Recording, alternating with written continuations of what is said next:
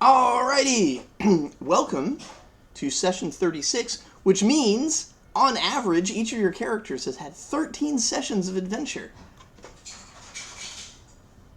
Quite a lot for characters in development.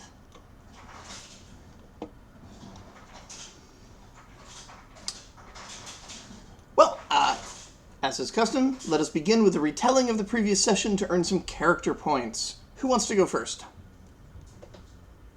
I'll go. From what I recall, I made a good perception check while we were visiting the Moon King and noticed something peculiar about the stone dolls that he had there, and noticed that they were all different. Indeed. I think that's the only roll I did that session. But it was an important clue.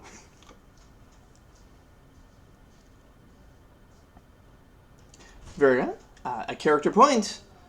Who's next?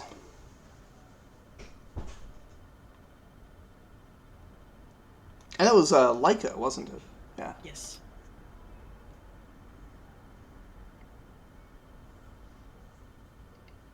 Ed, do you want to go? Sure. So I went to the moon.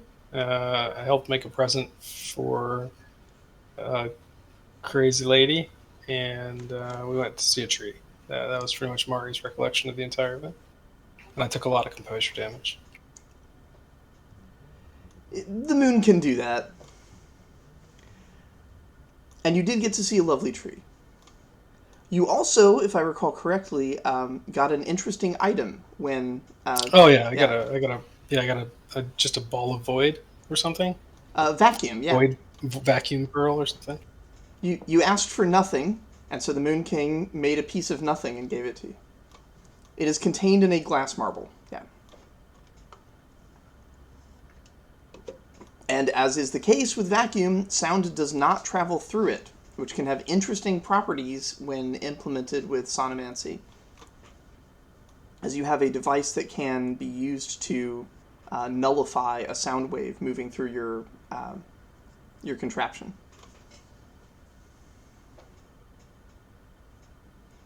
Which you might think would be like not a good thing for sonomancy, but actually nullifying part of a sound wave while allowing another part to go through can help you make interesting acoustical effects.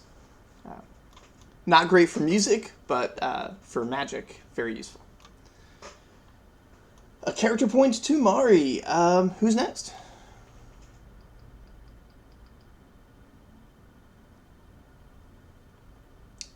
Kristen, would you like to go?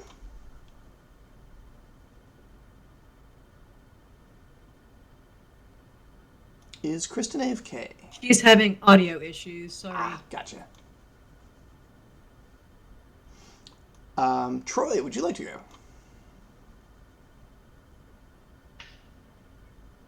I don't think Christosar did anything. And to be honest, I'm pretty sure my memory goes blank after we arrived back in town and started freaking people out. And I don't really remember anything after that. Do you recall what the fundamental mission was? We were coming back to find a present, I know, to give to the granddaughter, or the whatever, the other person we were aware of existed, and the family tie was somewhat confusing. And I don't know if that was information presented to us, but Granddaughter, while not an accurate term, is a term that we all understand what you mean by it. I would also have accepted supreme biokinetic. Yeah, there's lots of. She even has a name, I think. But yes, very good. While you were on the moon, did Chrysosar see anything that was educational in any way?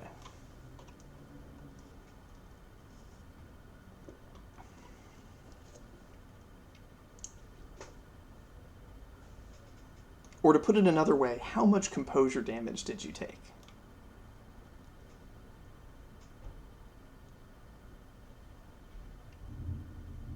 I think the way he had done it is he saw people freaking out by the first thing and then didn't do the other things. But I mean, I could say that he did. I don't know how he would have resisted looking at the stuff they did, like looking at the planet from far away. And for somebody as academically inclined as crystals are, I think that view, as terrifying and mind-damaging as it might be, would also contain some experience that would be of value to you in your studies. So, yeah, go ahead. Have a character point. He also has composure damage, I think. I just forgot about it. So he does have composure damage. Very good. Who would like to go next? Elros, he got some information before they went up about like how the moon works, involving like how it actually works, so that people can go up there and like breathe and eat and stuff. And when he went up there, I think he also accidentally created the first ice cream cake as well. He may have done that, yes. And yeah, he traded now that's the stuff to and also like he tried to bring fundamentals to like the gift or whatever for gift giving. Then he also at the end he's just to bring Miss Maybell to see her old friend. Yeah, that was really nice. All right, a character point for you. Vivian! I think we're down to you, and then hopefully we can see Kristen's issues resolved. Yeah, so Walpy mostly was responsible for creating the salt carving, where for the first time Walpy got to blend solipsism and druidism into creating his little totem of freedom, I'll call it. And A lantern of freedom, you might say. yeah. And also, got to talk to Peladia, which is not something I think every druid wakes up and just thinks that they're going to have the opportunity to do, but... Many druids assume that they will not. Yes. Yeah. Awesome. A character point for Wampy. Alrighty, Kristen. I see the light on, but I do not hear you.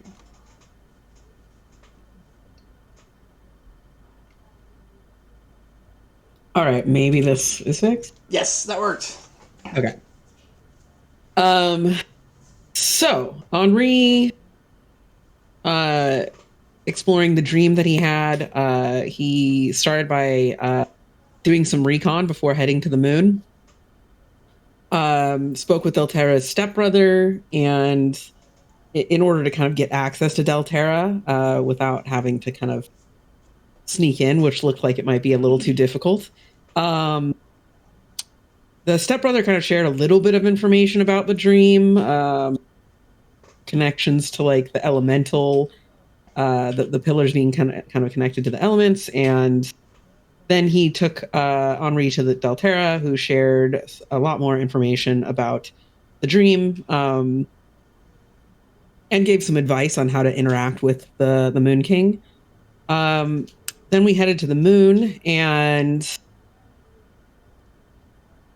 basically ensued trying to talk with him without completely going mad, and discovered that the Moon King was looking for a doll or some sort of toy to give to his quote unquote granddaughter. And yeah, then from there we decided that, knowing what we knew about the person we were giving the gift to, we decided it would be a good idea to make it out of something like that they couldn't modify, I guess, with their powers, which was salt. So Wampy created a salt sculpture, and we handed that gift over, and that completed Henri's task. So he no longer I believe, hopefully, no longer owes the Moon King anything. And he was imbued with some sort of talent. I can't remember now, or at least unlocked the ability to learn some Eldritch talents, which I cannot remember off the top of my head what they were. It is indeed true that you satisfied your deal with the Moon King, and in exchange, the Moon King offered you what you wanted, which was access to the Moon King's chains, where his energy flows. And you had an opportunity to simply learn from the energy in the chains by pouring some of your energy into it to see how it works. And instead, Andre chose to take energy out of the chains. So you are back in debt to the Moon King now as one of the Moon King's essentially warlocks. You have a tie to the Moon King and have unlocked a bunch of special training you can undergo as you are now essentially a servant of the Moon King.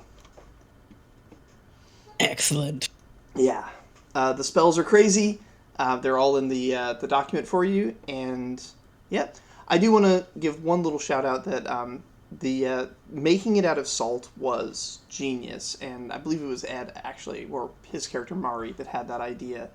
The biokinetic has access to manipulate and make for herself whatever she wants out of certain elements, but salt is one that she does not have access to. So that was very clever. So, Kristen, have your character point. Now, everybody has earned a character point, and it's time for a new day to dawn. Or is it? Maybe there's going to be some nighttime activity before this adventure happens. We'll find out. I have trimmed the irrelevant stuff that no longer will give you guys any benefits out of the list of options. So the options now are down to 3. Investigate the Blade Breaker Criminal Syndicate, who, after a few days have passed, are probably back to doing business again. Although they'll still be on guard, but they're, fundamentally, although they are criminals, they are a business, and it's not good for a business to be out of business for an extended period of time. Or you could investigate Miss Mabel. Or you can investigate the Shadow Man, who is currently imprisoned at the garrison. Investigating the Shadow Man is going to begin a chain of events that will end the campaign. Those are your options. I definitely would like to nominate investigating Miss Mabel, especially since she's such on a happy mood right now.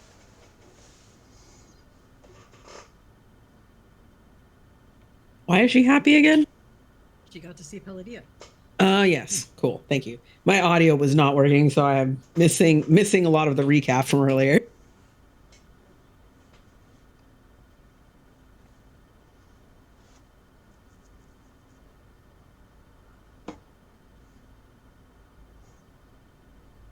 Did anyone else have an alternative plan to present? I'm down with Miss Mabel. Yeah, I'm okay with that. So like 2 votes and I don't care so far. I'll throw a vote. Well, all right. The other 2 votes couldn't possibly win out against 3 votes and I don't care, so looks like you guys will be going to investigate Miss Mabel, which is going to start off by investigating her in the evening, where, fresh off of the joy of getting to see Palladia, she goes out for a night on the town with Coddle, the tailor, and so if one of your characters would like to forego their rest and tail her for the evening, they would not get their 2 tax returned to them for resting for the night, but they would get a chance to tail Miss Mabel and try to see what she gets up to in the evening for the rest of you to investigate when the sun rises. It doesn't have to be just one, too. It could be more than one. Whoever you think would do that. So Zara, does it have to be someone that's going on the adventure? I guess not specifically. No, you could use multiple characters if you want. Cool. I was just going to note that Zara doesn't even have any tax right now because she's just hasn't been adventuring for a while, and I was going to send her out this time. So She could do it if there's not any other good candidate. Araxi feels like a decent candidate for this, and also does not need to recover tax. Yeah, I was thinking also bring out Glup. A collection of highly maneuverable and stealthy characters. That sounds like a good plan. Zara's not stealthy, but she is maneuverable. I don't know if she's the best for that then. But she is good at investigating and acrobatic. Will definitely be useful in the daytime once you figure out where she's gone, so you can go back and investigate those places and talk to the people that she interacts with in her evening about town.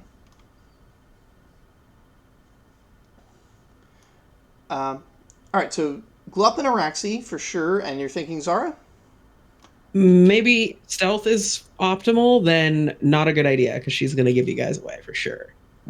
I mean, Araxi is not stealthy. Araxi just can be out of sight. That's pretty useful. stealthy. You don't look. I mean, she's not stealthy. It's just why would you look up? I mean, there are answers to that question. For one thing, it's a beautiful evening. Stars are out. The moon is bright. The other moon is also bright. Moon number 3 missing still, but, you know, that's getting to be old news. Is it missing so much as relocated? Yeah, I mean, everyone knows where it is. It's just not optimally where everyone wanted it to be.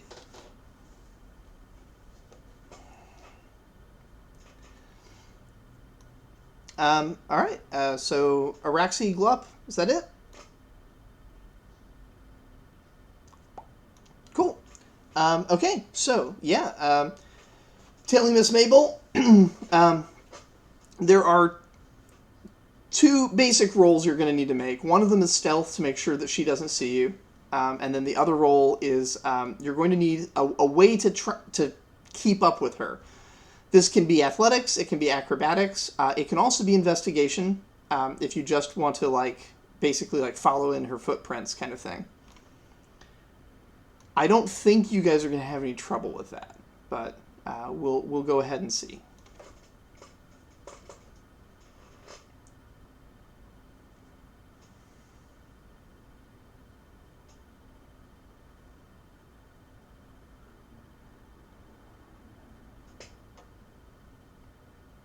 Make sure you roll in the session window.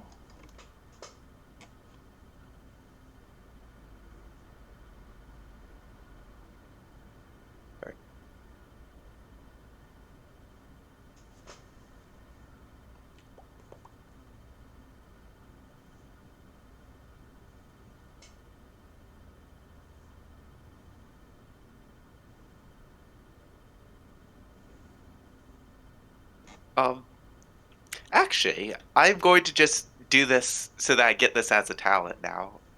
Is spend the final character point on using acrobatics in place of other abilities, which I've spent 2 on. And might as well just spend the 3rd. I don't think we've actually put it on the wiki yet, so I don't know what to call it.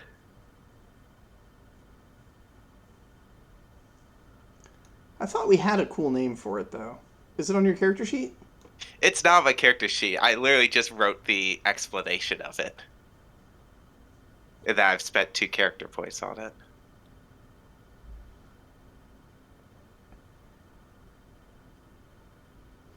Well, we'll come up with a cool name for it. Yeah. All right, yeah. so Glup is a shadow amongst shadows. Excellent.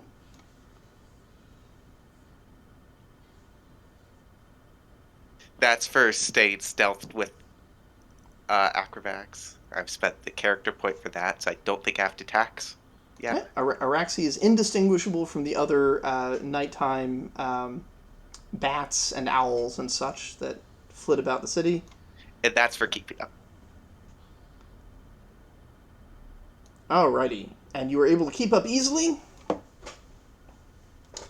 What? Araxi, you're obviously in the sky. That, I mean, Yeah. Pretty clearly, yeah. Glup, are you staying near the ground and using your camouflage, or are you going up in the sky with Araxi as well?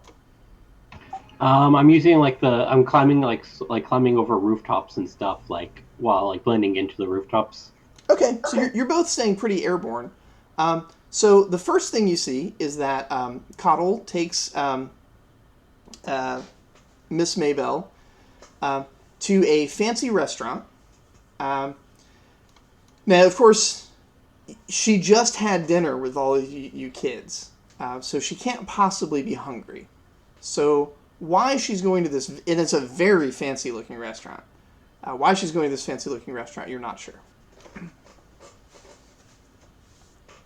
But from up in the air, you see her enter the ground floor, and they are both welcomed by the doorman, as though they've been here many times before, who ushers them inside, and then you've lost sight of them from the air. But you easily land on the roof of this restaurant, and may go down. Yeah, Glup will try his best to if there's a window or something to be able to still hidden in the ceiling and stuff. If you'd like to go down to the ground floor to look through windows on the ground floor, make one more stealth check. If you guys would like to try to make your way inside, through a window or something, I will need a crime check. Okay, so stealth and then crime. Either stealth or crime, your choice. Crime, you're going into the building from the upper floors and sneaking through. Stealth, you're just going to drop down and peek in through the window. Can I do a leadership to basically keep watch for this? Indeed.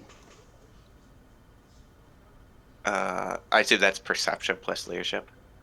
Yep.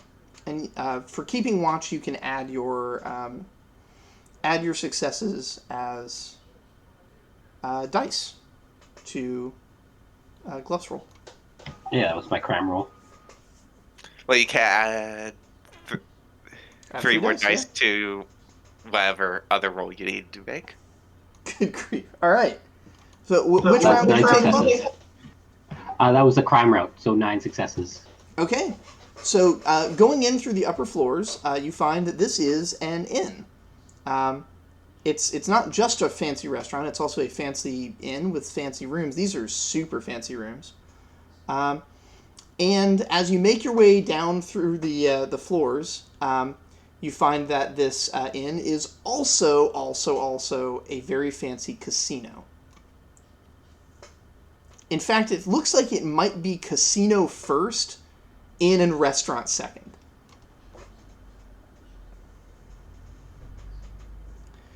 You spot Miss Maybell. She is being escorted to a table where there are some people there, and looks like they're getting ready to play some kind of card game.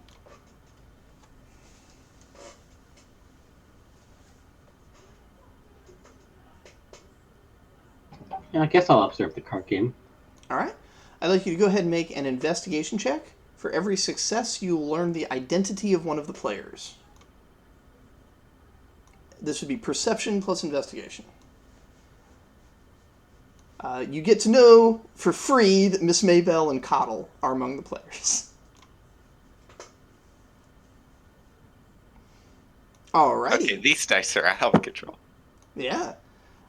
So, one of the players you recognize as the Miller, who you guys haven't interacted with for a bit, but the Miller from back in Oakbrine is there. Another player, specifically Glup, you recognize as the expert at forgery from the Thieves Guild. A third player, it takes you a moment to realize who this is because you only know them by description. But the kids that go to the Magic University have described this guy to you before. This is the guy that runs the bookshop across from the university, which doesn't make or sell books that are written. It makes blank books. Expertly made, perfectly made blank books for the students there. And the fourth person, you also know only by reputation, but it is a gnome that is a member of the criminal syndicate that I'm sorry, the Pinecone Brothers.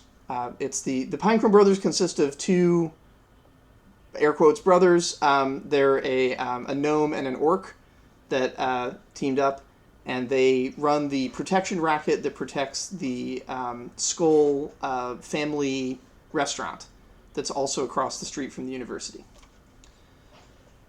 There are two others at the table who you don't end up figuring out who they are, but yeah, they're there, and they're all playing this complicated 8-player card game. For how long do you watch the game? Let's see here. And to let you know, you are choosing the difficulty of your next stealth roll. All right. She's like in gambling mood, and he's pretty sneaky. He's gonna like try to wait it out until they're finished their game. And leave. Okay. Stealth roll, difficulty 5.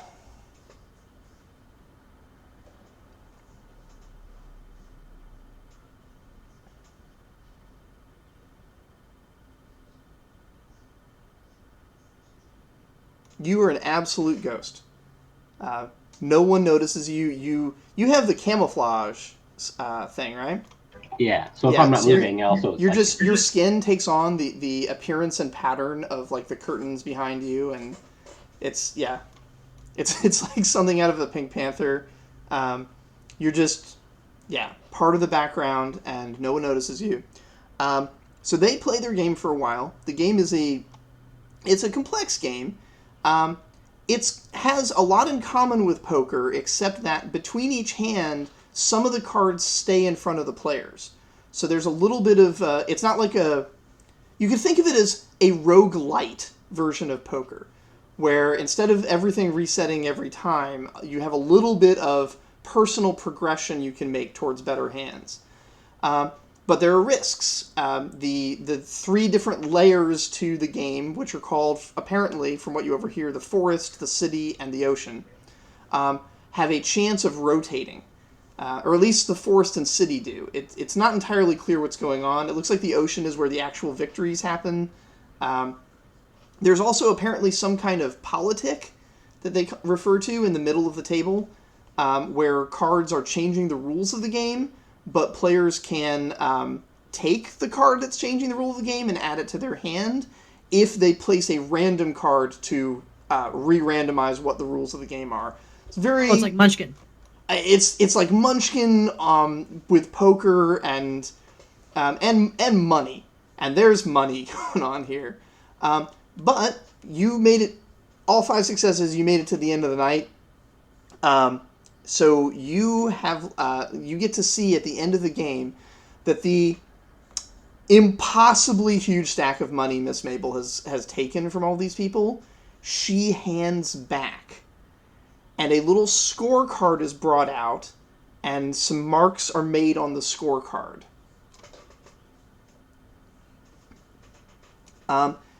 So it looks like maybe some of the money she got to keep, but she basically had to hand back most of it, at least to some of the players. Actually, you got all 4. It's primarily she's handing it back to the Thieves Guild guy and the bookmaker.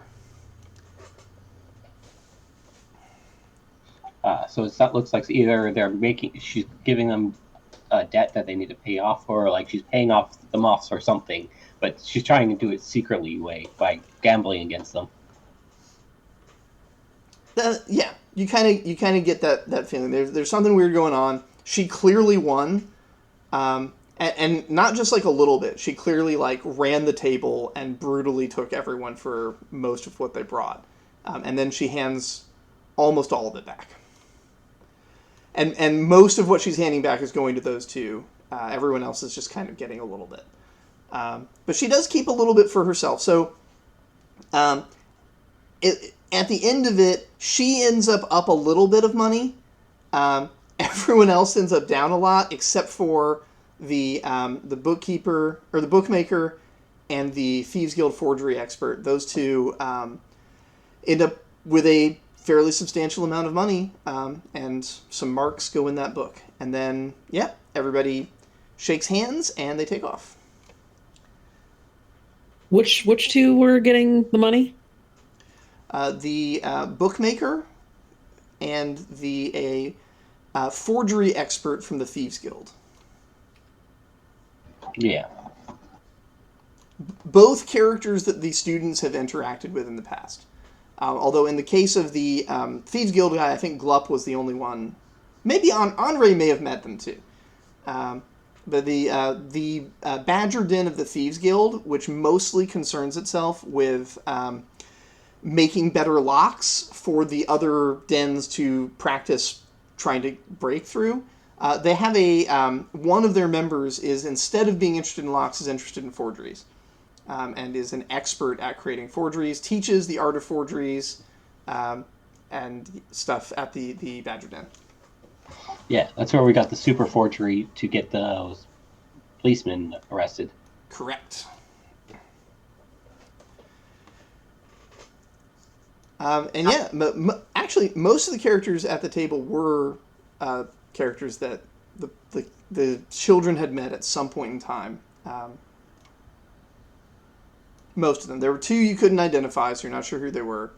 And the children never formally met the Pinecone brothers. You know them by reputation from the Skull Children, who were pretending to be gangsters because they met them. Yeah. And you return back. In the morning, you have your report. You manage to tail Miss Mabel and Coddle for a little bit. After that, they kind of go out on the town. They go to the night market and buy some nice cloth, which they take back to Coddle's shop. He makes her some nice things with them. They visit a couple other taverns, not doing any real gambling, just having drinks and socializing, and then they end up very late back at the orphanage, and they both go into Miss Mabel's room together and close the door, and it fades to black, and you wake up in the morning. Your evening adventures means that those two characters did not get a full night's rest, but you do have this story to tell to the party, who can now go out and try and figure out what that was all about. So, who is in that party?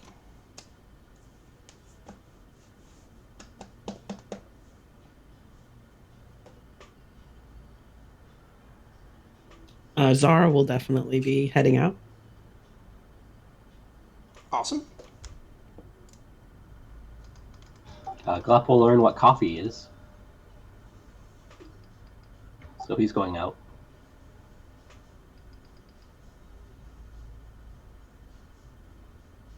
Awesome.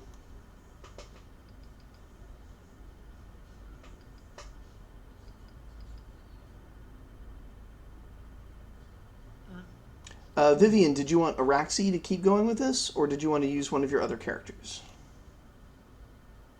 I think it's going to end up having to be Araxi, because Nest wouldn't spy on Miss Mabel, and I can't think of a single reason Whoppy would care. Okay, sounds good. I think I'll bring Trumpy. Okay. Investigating things is in Trumpy's wheelhouse. Correct. After all, he's eyeing on that detective agency with his siblings. He's brushing up on his snooping skills. And then last up would be Ed. I'll bring Reggie. Okay. Reggie's with, and also kind of an honorary member of the detective agency, or the financier or something. I don't know.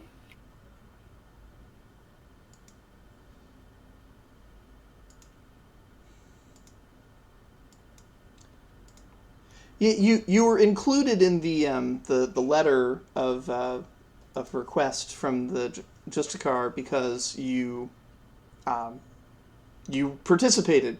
So whether you're formally part of the group or not, yeah, the Justicar thinks you're part of it, and that might be good enough.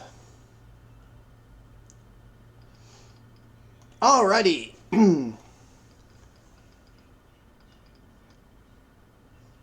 A full team assembled. Did anybody need to take care of any business from the previous day regarding school? Any roles that needed to be done before we begin the adventure?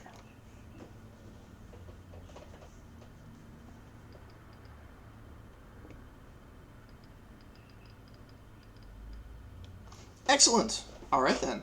Where would you guys like to go first?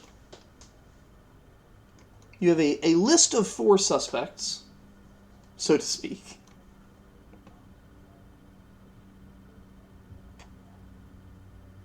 Well, since I'm a member of the Thieves Guild, I can always go talk to the forgery guy. I don't know if there's anyone else in this group is part of the Thieves Guild, but I've had excellent work with him before. Yes, you have contact with him. He's not a difficult person to find. He's a teacher. The bookmaker, not a difficult person to find. He's got a shop. The miller, not a difficult person to find. You know where his home is. You could just go straight to his home address. The Pinecomb brothers might be a little harder. Not super hard. Like you know where their territory is, so you just have to like go to the restaurant maybe and ask around, try to get somebody to summon them or bring them out. But yeah, 3 of your options are effortless, and the 4th is minimal effort.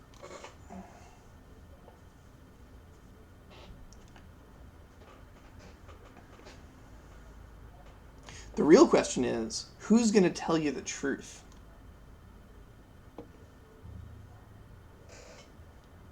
And who do we want to tell the truth? If you're suggesting using the serum of honesty, you might want to save that for your Blade Breakers investigation. Yeah, it's being there with the mystery man. Yeah, that would be another one, the Shadow Man. If you could dose him with honesty, you could learn all kinds of stuff. Maybe stuff you shouldn't learn. These are the ways we were going to torture you, kids. I will teach you the truth of the shadows.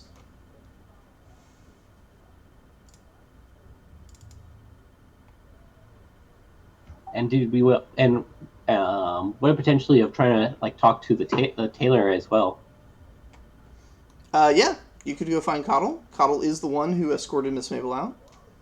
You could talk to Miss Mabel. She'll be here in the orphanage all day. And there were 2 others who were down there that you never figured out their identities. So you could go visit the place and try and find out who they were. Yeah, another stealth thing. Potentially find that book.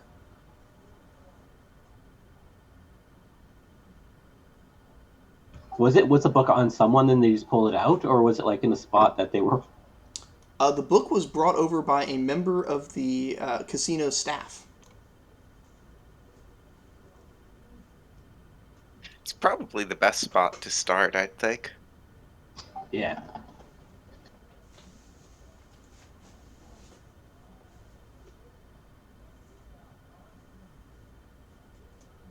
Who wants to join the casino heist? I'm down.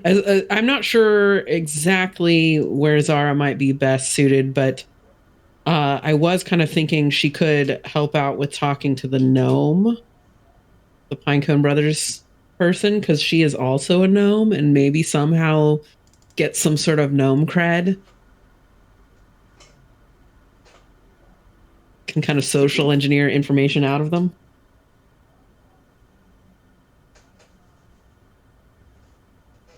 Totally a possibility. Does the party want to split up, or do you want to stick together? It doesn't seem like any of this is dangerous, but yeah. None of the other twins are going, so Trumpy's free to go with whomever. You do have all day, so it's, yeah. What are we doing at the? We're heading to the bookmaker first. I don't think it's been decided yet. I think they were talking about several people infiltrating the casino and finding the book. Ah, okay, yeah. So I potentially have ideas where it might be, because I was scoping out the place. Yeah, I think Zara will go separate because it won't go on that adventure because I don't think she's going to help with sneaking. Although I guess she could help with the distraction if you need it.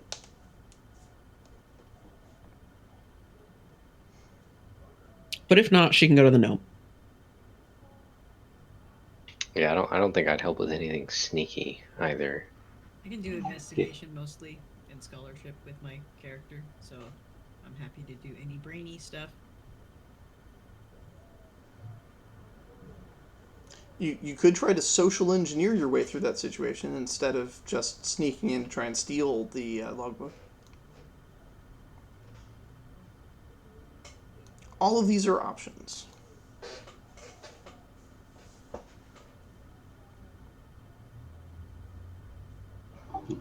Several of us can go to that thing, and then like the Miller is pretty easy to go to. Then and the people that I think I have several people that have worked with the Miller before. Well, I doubt the mentor card actually helps me in this scenario, but I mean, It probably does, because I know that Cam has helped me a lot every time I've gone to seeing him with my with Elros. So he might trust you more. Your mentor card, you're essentially not going to need to roll a persuasion check to get full information from the Miller. Yeah, I figure I can just go talk to the Miller separately based on that.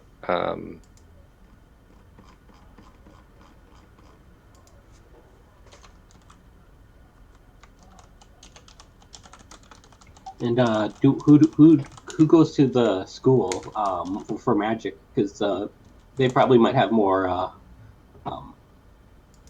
connections to the guy that makes books with the empty books. The bookmaker? Yeah, the bookmaker.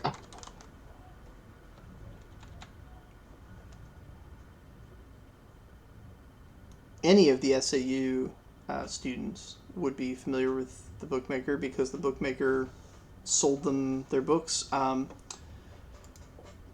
think, didn't Mina also get her flute? Or Mari, I'm sorry. Mari got her flute from that same shop? I think so, yeah. Yeah. Or at least parts that were used to make it. Because it's not like a bookstore with lots of books in it. It's kind of like a factory that manufactures books and then sells the finished product. So he's got raw material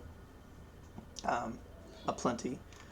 But yeah, you totally know who those people are.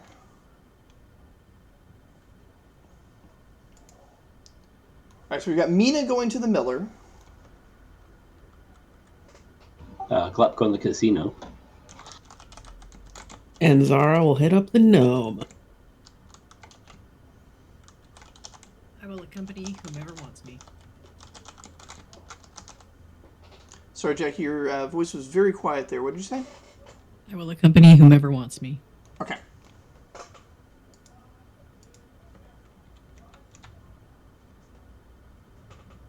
Mina to the Miller, Glup to the casino. The Pinecone brothers will be visited by Zara.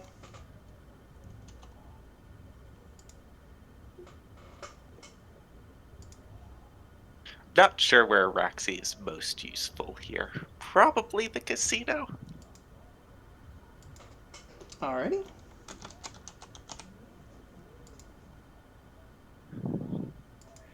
And if anyone Also- wants backup from Trompy, just let me know. Are we stealing things at all? Looking for shit, like items, objects? The casino group may or may not be stealing things. I think they might actually just be stealing it temporarily to read it, then putting it back so no one notices. I see. Yeah. It's also Gluff and Araxi, so they're very prone to stealing things that aren't. Hey, Although that's I'll leave a receipt. You know. Yeah, I'm not Araxi giving won't. it back. Yeah, I mean, if it's bookkeeping glup, then you're not permitted to steal it. It's not a valuable thing. It's Oh, I'm not saying if there's some extra coins lying around or something. You know, just like I'm not going to be stealing the book or anything on purpose, but there might be a chance with the two thieves, forever, that things might vanish. I mean, yeah. While you're there, you might as well look for the safe, right? Does Araxi have time to go get sleek darts for her crossbows? Yeah, you can go ahead and take the time then, and we'll start working on the others first. I guess I'm really just interested in where Reggie is going, and then who Trompy is going to go along with. If I have to make a decision, I'll say casino. I mean, Reggie's interested in the casino. It sounds like the kind of place Reggie would go. Reggie to the casino, and Trompy. Does anyone want help from Trompy? Trompy has offered to help anybody. I can go casino if no one chooses to have my assistance. Okay, got a team of 4 going to the casino. Casino Royale with cheese. All right then. Let's handle the Miller and the Pinecone brothers first. They're a little simpler. Mina, you arrive at the Miller's mansion.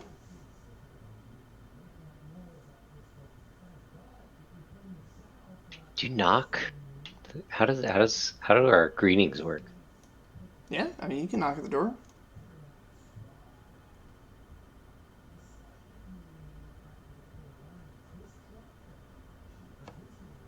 Also, to rotate back, I got distracted by everything happening.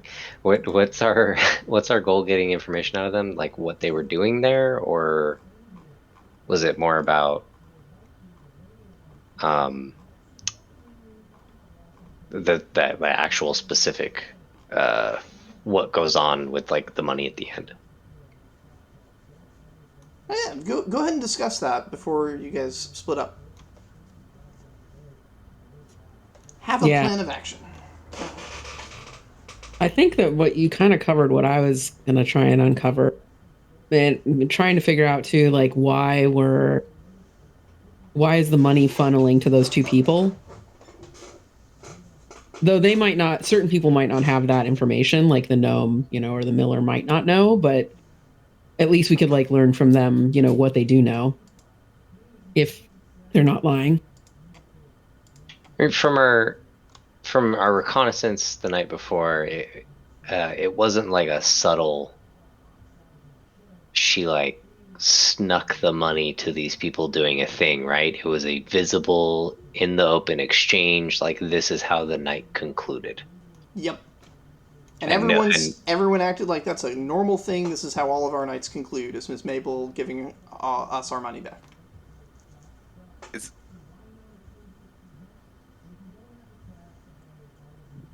I guess this is related, but I'm mostly curious about why they continue to play with Miss Mabel despite the fact that she's obviously better than everybody at this.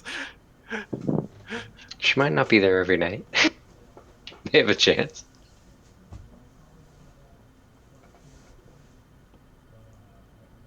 You never know when she's going to show up. And you just lose that night. And that's okay. It's humbling. But if we know, so that's the way it sounded to me, was that it's this normal event. So we're trying to figure out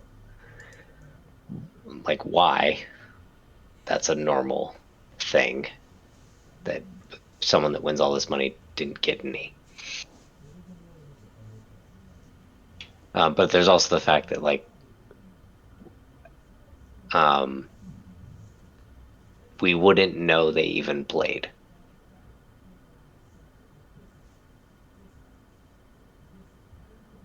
Yeah, my angle for that was I was gonna actually try and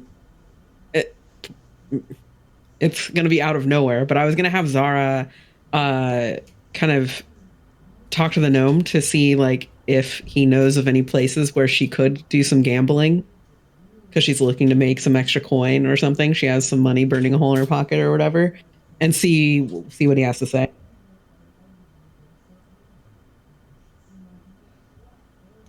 The stakes are kind of low on this one compared to other adventures you guys have been on, because the worst thing that can happen is Miss Mayville finds out you're asking about her. But, but yeah, that's a good tactic to take. Another tactic could be last night we saw Miss Mabel was happy, so we wanted to get her something. So we had someone see what she likes to like stuff she likes to get, and she went to a strange place. We didn't actually go in there, but she came out super happy afterwards. Can you tell us stuff about that? Yeah. There could be innocent reasons why you know the information you know.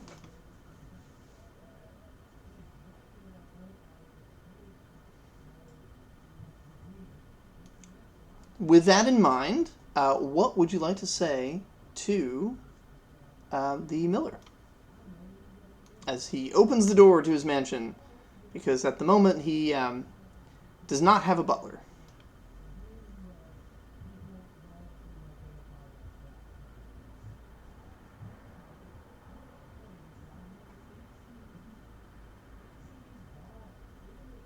I haven't entirely decided my angle.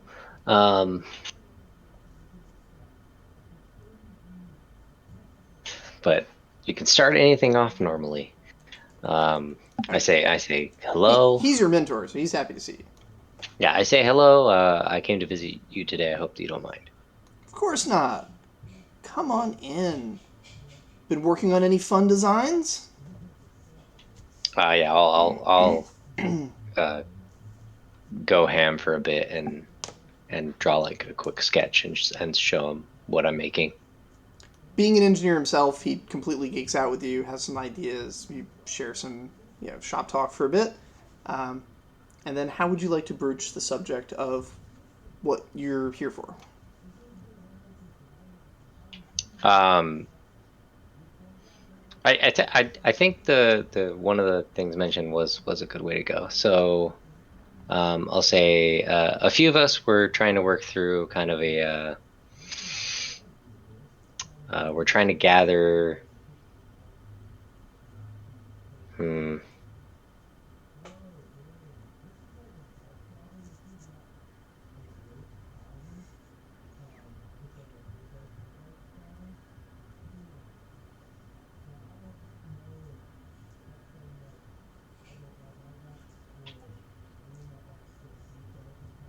also trying to think of what she would say.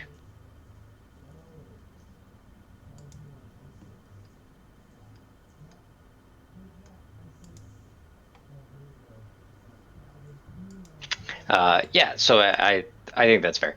So she says something along the lines of a few of us were thinking about getting something for Miss Mabel. She we did notice that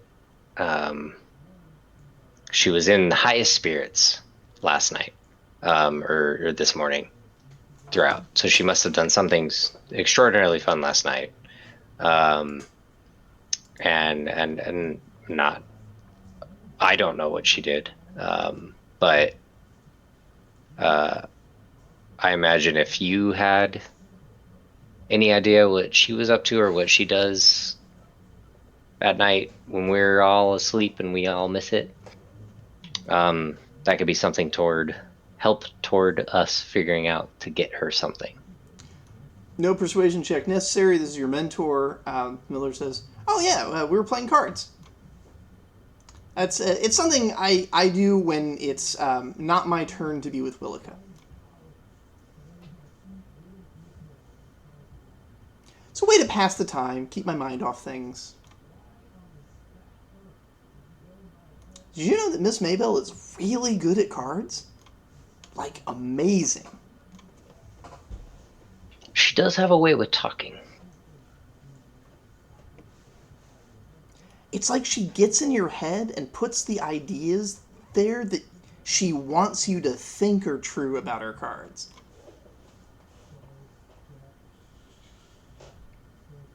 So being a kid, I feel like it was just cards, like adults play cards too, like Oh, just yeah. like the boring games we play at home.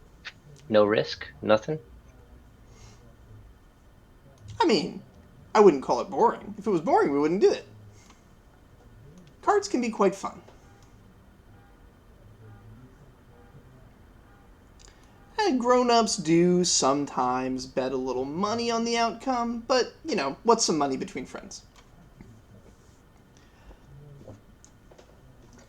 Did you get any money? Sorry, what was that? I said, did you get any money? Oh no, I lost, but it's fine. You do recall that the miller is quite wealthy compared to everyone else at that table. I think of it as an expense to have some fun with friends. It's, you know, no different than paying for a meal or going to watch a play.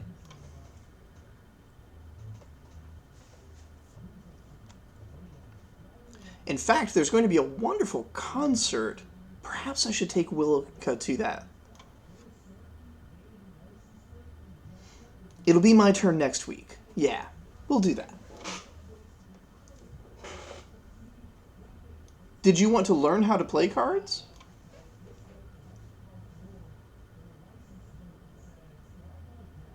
I mean, of course, yes. All right. He proceeds to teach you the rules of the game they were playing. I'll write all this down so that we can play. Like at the orphanage, we'll all play at some point and probably freak people out. His explanation of the game is that it's based loosely on the idea of competitive trades. The idea that, like, the trade routes on the ocean have value that you put into them by acquiring materials from the area of the game board he calls the forest, which is the part closest to you. He says, and you can use the city to kind of like preserve certain trades that you think are going to be more valuable. But in the end, when it comes to trades, there's a winner. And so however much value you end up putting into the ocean, you end up keeping if you're the one who wins the trades. And that's how he presents it. And yeah, it's not really accurate to how trading works, but as a fun gamified version of the simulation. From our perspective on Earth, this would strike you a lot of how, like, chess is supposed to be a simulation of war, even though it does not resemble war in any way, shape, or form. This card game is a simulation of trade, even though it does not resemble trade in any way, shape, or form.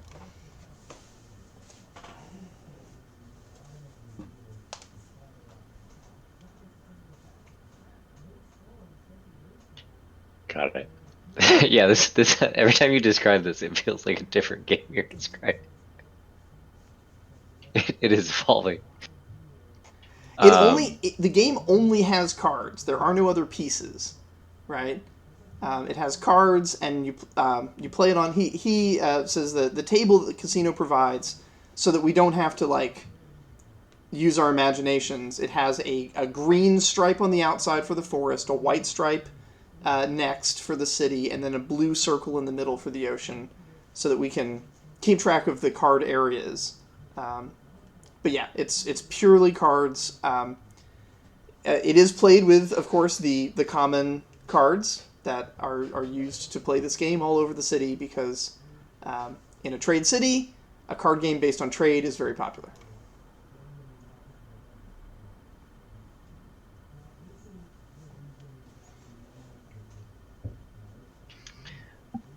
And So while he's teaching me and going through, I'll ask him. So you said Miss Mill was really good. Did she win? Did she win like most of the like money? You said you bet. So did she win? Oh Oh, yeah, everything. she had a huge pile in front of her when she was done. She took. It's funny, like she loses some trades, and then you realize maybe like an hour later she lost those trades on purpose to put cards in your city that she would benefit her like later in the game. It's incredible to watch. I'm taking a little extra notes on a separate piece of paper so I can win when I play against friends. She did offer to give me some of my money back. I accepted a bit of it, but it was, just to be polite. And then she gave a large amount back to a couple of the players. Oh, I was about to say if she earned so much money, it makes us wanting to do like gifts a little moot. But she didn't keep any of it. No, she handed it back to them, and they recorded something on a ledger. I got the impression that maybe she had a debt to them that she was repaying. I I don't know why fools like that would allow her to repay them through a game like that, because she's clearly better at it than they are. But it's whatever. They're having fun. We're having fun. It was all fun.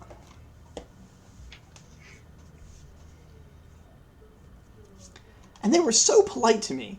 It was a very pleasant environment there. Also, they serve excellent grape juice.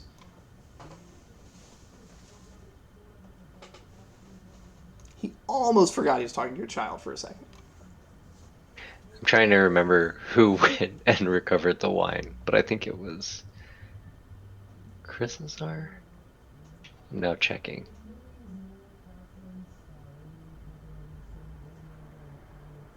I mean, I'm sure the children know what wine is.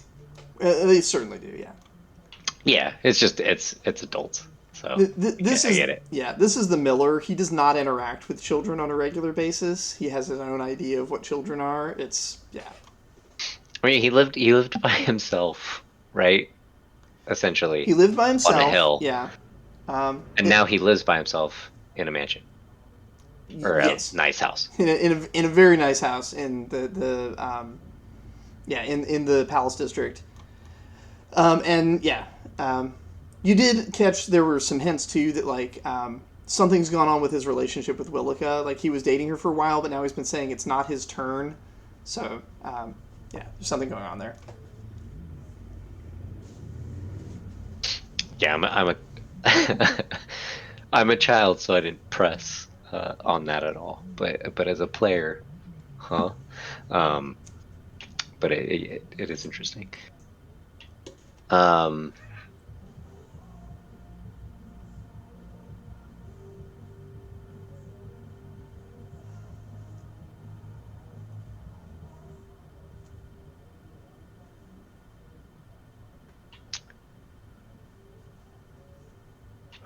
was trying to think if I would ask anything else, but I think that he gave me most of the information I would probably get.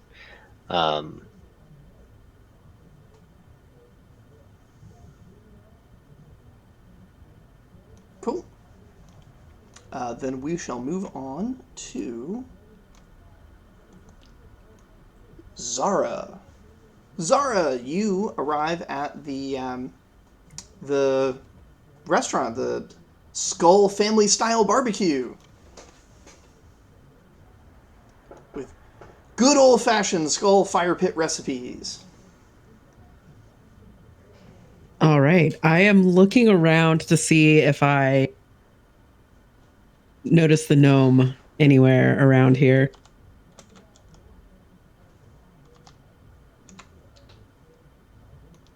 Well, yeah, you got lucky. Yeah, the gnome is actually seated at a table across from an orc. Yeah, they're both sitting at the same table. They are. The gnome is dressed in like sort of workman's clothes for like a tinker or some kind of like fine materials things. Has like tools on a bandolier that look like they're like magnifying glasses and very fine work tools. The orc, on the other hand, is in a tuxedo, like full, like just. I'm sorry, maybe not a tuxedo, but like that kind of a medieval version of that, like full formal garb. A very nice hat is out of politeness sitting on the table next to him, not on his head, but yeah, this guy is absolutely dressed to impress.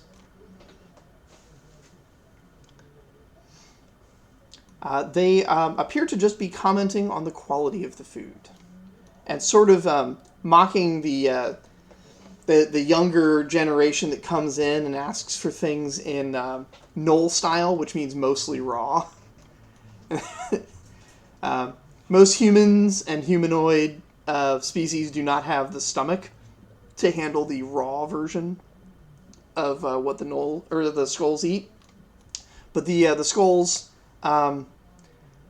will serve small portions of them for them to learn their lesson, and then they'll order the cooked versions.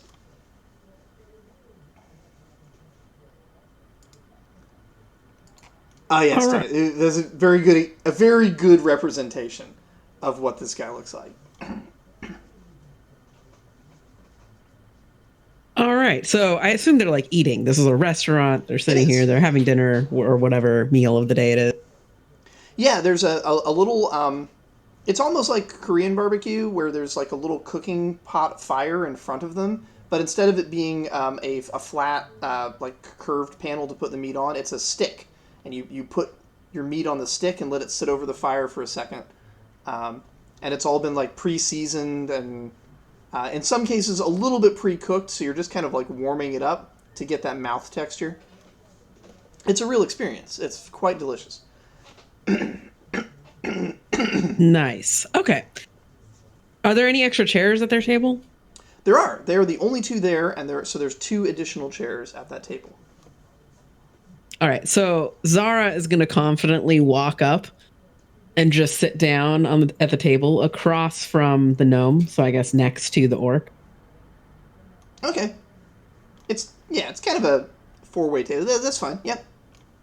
Yeah. So she'll walk up, sit down, and she'll say, "Hey, sorry to interrupt your dinner, but I recognized you from the other night. I think that you and Miss Mabel went into an establishment together, and I heard some talk of some gambling that might have been going on, and I'm kind of interested. I've got some coin burning a hole in my pocket, and I wanted to see if I could get in on that action." The orc kind of pats you on the back and says, "You see, brother, this is exactly why I sent you to research it. This is an industry we should be getting involved into. There is interest." Yes. The gnome chuckles and says, "I can see why many enjoy that game." He turns to look at you. I would like you to make a perception check. You can apply investigation to this if you want to. This is a very high DC on this one, and the only reason I'm letting you make it at all is because you are also a gnome. There is something you might notice about the other gnome. Cool. All right, I will drop that in.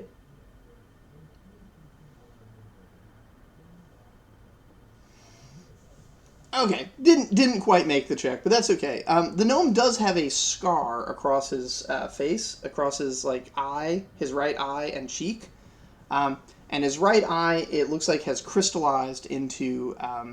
It's not really flesh anymore. Gnomes are, and you being a gnome, you know, gnomes are part crystalline entities, and this one has suffered something that has made his eye turn into just like a bright crystal. But yeah, you don't notice anything beyond that. All right. Yeah. Zara will kind of just responding to the orc will say, yes, of course there's a lot of interest. I have a lot of friends who'd be interested in getting in on this game. But before we do, I wanted to learn from you if there's any tips you might have on how to win big. The gnome says, well, my first tip is don't play against that woman. The one in the white dress with the blue hat? Ooh, dangerous. Yes. Yeah, that is Miss Mabel. She's a very wise woman. The orc says, we should recruit her. You know where she holds up? I'm not sure. I've seen her around, but I'm sure you might see her around. She hangs around here quite a bit. I see, he says, succeeding in a perception check. He says, what might I be able to offer you in trade for such a valuable little secret? I'm paying close attention to see if they have any like really nice jewelry on. Are they? Yes. Would you like to make a trade plus perception check to see what valuable stuff they've got on them?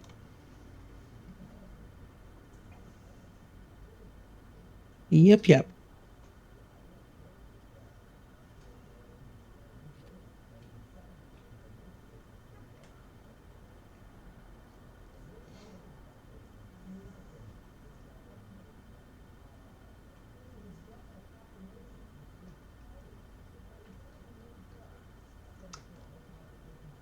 Okay, so they're dressed really nice. Okay. Okay. In that case, I'm gonna start high. I'm gonna say I couldn't give away that information for anything less than 5 precious gems. They both laugh. This is going to be a contested trade roll here.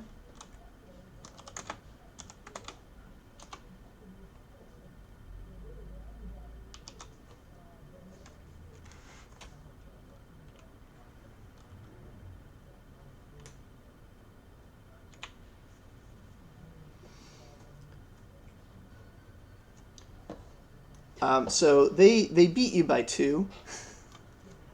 That doesn't mean they knocked you down by 2. That means that they're pretty much gonna be declining this offer unless you've got something you can tax to bring this into your favor. Is there something you can justify taxing to try to not? I'm not saying you're going to get 5 precious gems, but to not have them just completely laugh off the offer and forget about it. To keep the conversation focused on Miss Mabel. Yeah. I'm trying to think of what angle I might want to take here. You could say it's like your mom, so you're not really willing to like give it up. She is technically kind of like your mom. Well, I mean, I literally am trying to get money out of them, and I am in order to give them the information. I'm just trying to get the most money out of the situation. I'm saying you can appeal to them by saying like you're not necessarily willing to give up that information so easily because of your relation to Miss Mabel, but That's a good one. That's my guess. That's my input. Yeah, and maybe this would be taxing my performance because I'm kind of gonna be stretching the truth here.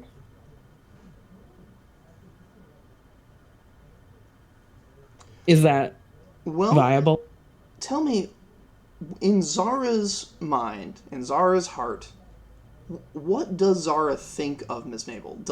When Zara refers to Miss Mabel as their mom, is that what Zara really believes? I don't think so. I mean, I think Zara recognizes that, like, she lost her mom. Miss Mabel's been a great caretaker, but isn't necessarily her mom. And also kind of perceives her as being super powerful and is like, that's why she's not really worried about giving up the information to these guys, because it's like, Miss Mabel can take care of herself. I've seen her do some amazing things. So So really, she's just kind of like going to be faking it, so to speak, like making it seem like, oh, this is really precious information. I can't give this up to you, and kind of manipulating them.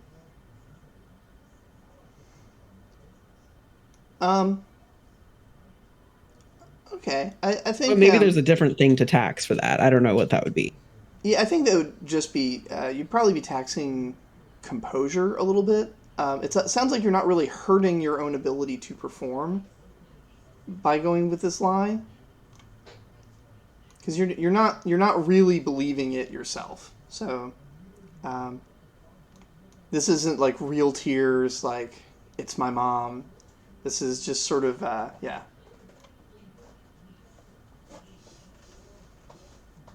Cool. You're just taking the punch, and then you're going to move on. So you all right. So you explain it to your mom, which is you don't believe, but you've taxed yourself your composure a little bit to keep the conversation focused on that. And he says, okay. If it's your mom, let's talk about this. I'm not trying to do anything bad to your mom. I just want to have a little conversation about maybe some employment. And then maybe your mom could be bringing home precious gems every night. The gnome gives him an eye. He's like, that woman could bring home a fortune every night if she wasn't giving it away at the end of the day. But he doesn't say that. It's just gives the guy eyes.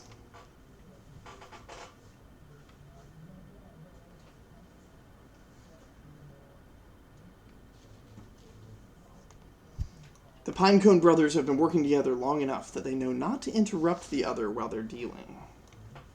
Yeah. So, how much did I tax, by the way? You needed to tax to match them, so 2. Got it. And then I assume they haven't. That was like their counter, and that is their counter is basically 0 anything for Zara, and in exchange, your mom's going to be making bank, apparently. Right. Okay. So I'll say back to them,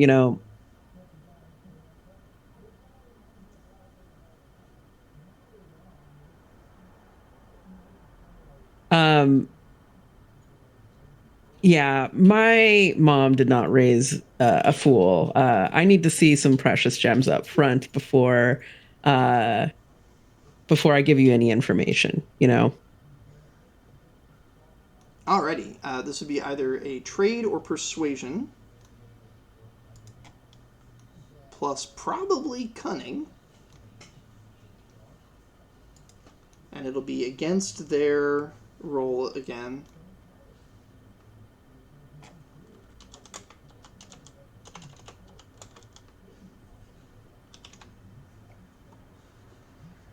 Ooh. Oof.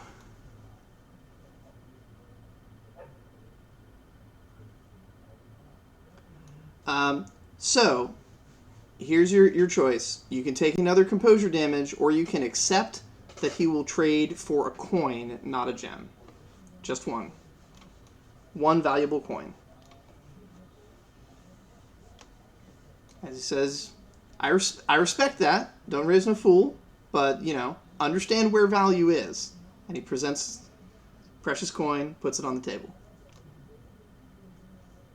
I'm sure your mother taught you not to leave money on the table. You're right about that. So Zara kind of grabs the coin, or puts her hand on the coin, and she says, before I go, what brought you to the gaming hall that night? All right, you've done business with them, so you can make this next roll at a threshold bonus, as they like you now. Make a persuasion roll. This will be persuasion plus empathy.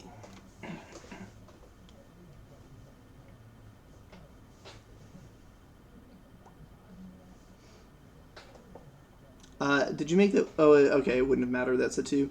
Cool. Yeah. So he says, we were interested in branching out and saw an opportunity to learn from the best. Word in town is that if you go to this one particular casino in the evenings, as long as you're willing to ante in for some of the other regular players and basically pay their fees, you get to play a game with one of the best players, an absolute card shark, merciless. It's considered in the gambling world worth the loss just to learn.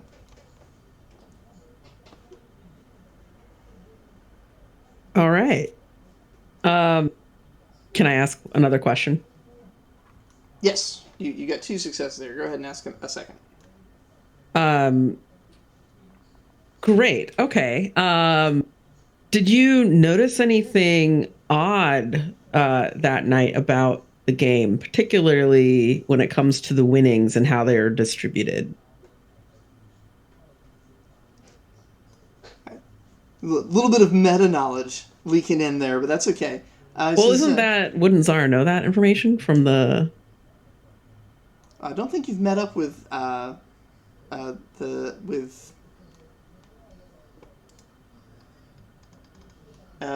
it Didn't Yeah. Araxi gain that information? Oh, I'm sorry. You're right. Araxi did gain that information. Okay, I'm sorry. Talk about Yeah. that. Glup gained that information. Yeah. Okay, so he says, they had some kind of logbook. I assumed it was because, like, the games are, rigged isn't the right word. It's that everyone goes in knowing there's a skill gap. And I think that it seems like they balance out the skill gap for the regulars, the ones who play her every night, by having her give them back some of what she's taken from them. But yeah, they keep a logbook, and the gnome kind of thinks about it as like, it might be that she owes them a debt, but like, that's a hell of a debt. If that's a debt that's owed. So it was a lot of money that exchanged hands. I guess we already knew that. Yeah. Cool. So yeah, I'll kind of reveal where they can find Miss Maybell. Would that be like little New Oakbrine or whatever? Miss Maybell lives with you guys in the orphanage, which is near the New Oakbrine, but not in it. Got it. Cool. Yep, I'll let them know where they can find her. All right. They thank you for that and say, and you can let her know we're coming. This is not going to be like a surprise visit. There's nothing nefarious here. If we move into the casino market, it'll be good to have experts around. Good, honest work. All right, I'm expecting to see the precious gems flow into my mom soon. And Zara leaves the restaurant. Cool. Alrighty. Let's go now to the casino. As Oceans 4 approach the casino.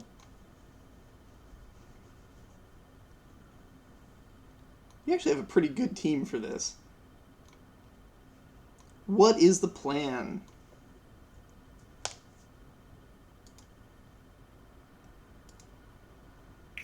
Reggie says, so what are we looking to get out of this casino? Obviously not money, because that's not something you get out of casinos. Unless you own the casino, in which case it just prints money. He scratches his head. He says, maybe we should start a casino.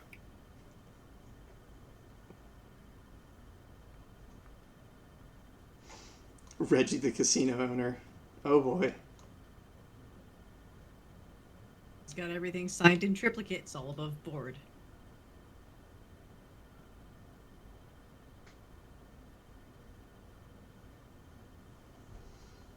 Yeah, we're just here to find a book and find out information from the book and then leave afterwards. So we probably need distraction. I have some vague idea where the book will be. It may also occur to you that casino staff may know something about the game. They do host it every evening.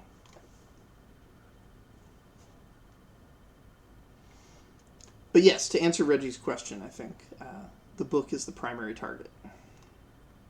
You don't want to necessarily keep the ledger, but you want to know what's on it.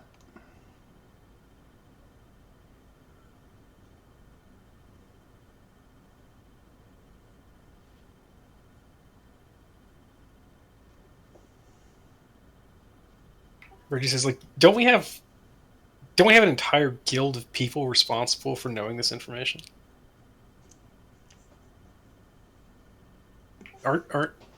Isn't like half our party in that guild of people?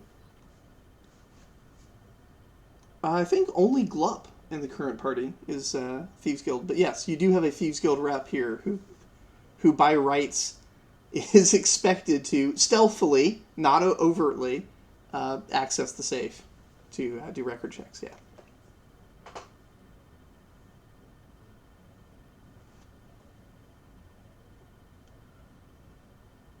Yeah.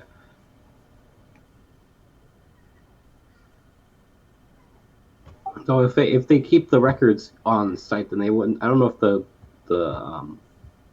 they would have that information like anywhere else. A record of who owes who money is potentially the same as money in some respects. It would be treated with the same level of security. It is not something you're permitted to steal, but the casino would not want outside parties to access that record to modify it. Yeah.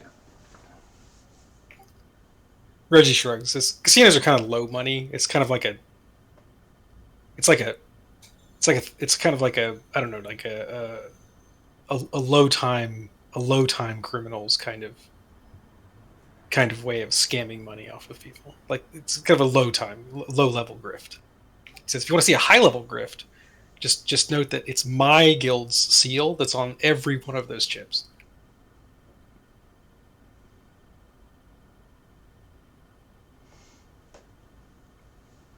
It's not valid legal gambling if it doesn't have the Rights and Properties Guild logo. Not only on the chips, but paid for to be on the chips.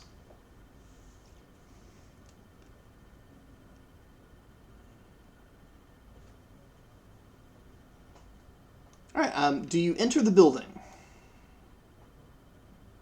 I mean, we're children. Reggie's like Our children. 13, 14 or something, so he's probably like he's like an older child, but like, are we allowed in the building? Like, what's the entry to the building is a restaurant. Oh yeah, okay. Well, I guess we're allowed in the restaurant.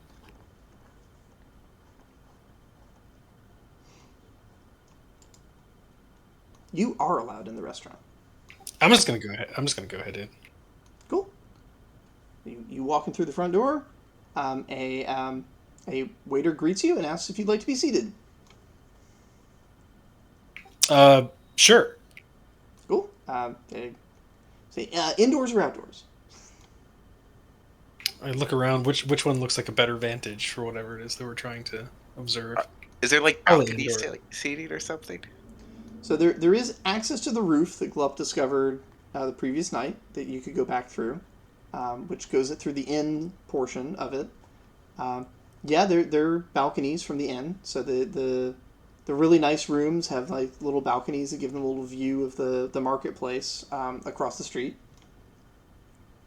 It's supposed to be a very sort of active, noisy place at night, which is part of the appeal. You get to get the real city experience if you're visiting. And and this is indoors would mean that you could sneak away from your table a little more easily to access the casino. Outdoors is really pretty and has like really nice atmosphere. Sun is shining. It's a beautiful day.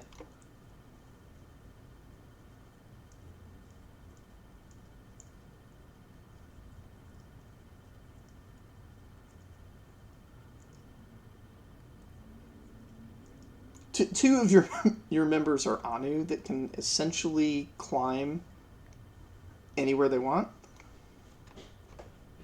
I mean, would it be useful to be out on a balcony, or is it like I'm going to be sitting at a dinner table and then my frog companion is just going to start scaling a wall, and all the other dinner guests are going to be somewhat concerned? Do people have dinner here? Is it like a nice restaurant, or is It it just is. like No, bar?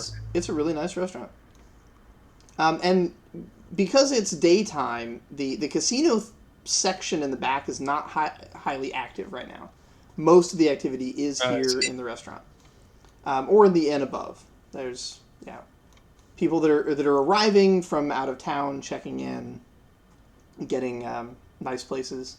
These are wealthy merchants. These are not dock workers, not the kinds of people you've been associating with for the most part recently.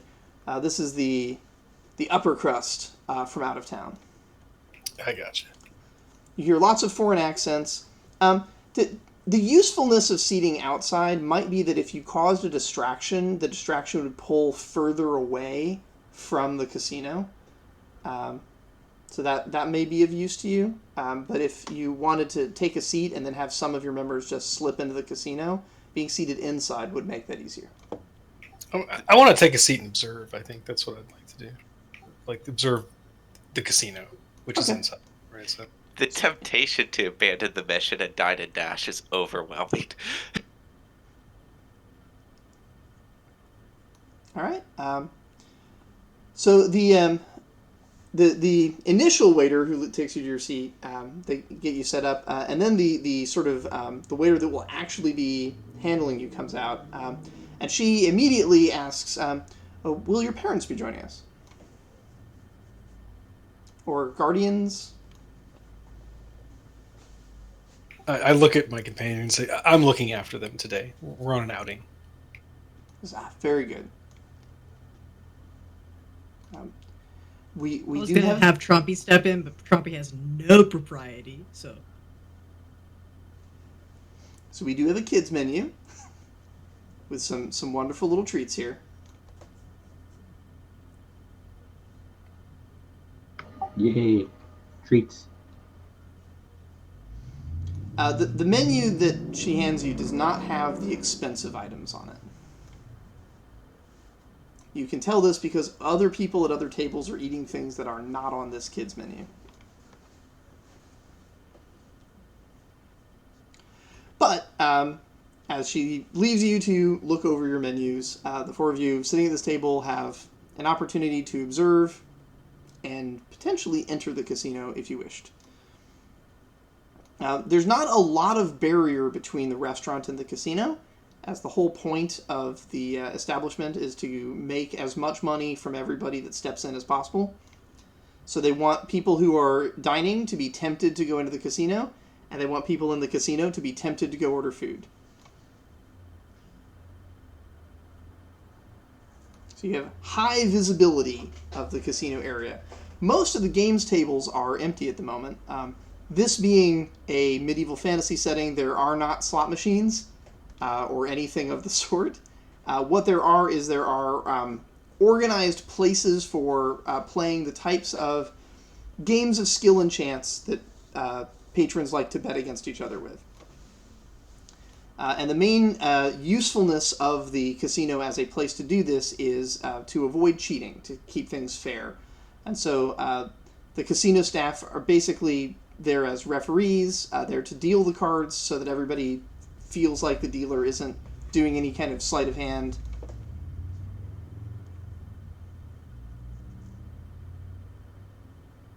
Can we see the pit from where we are? Yes, you can. I assume that's caged off. Caged off, but well lit and inviting. It has been designed to entice people to go and see what it's about. Floor to ceiling cage, or Yes. And from what it looks like, although you need to examine it more closely, you can't tell with the floor, but it looks like the ceiling is a separate ceiling. Like the cage has a metal ceiling over it, so even somebody who, for example, rented out the room above it wouldn't be able to drill through and into it.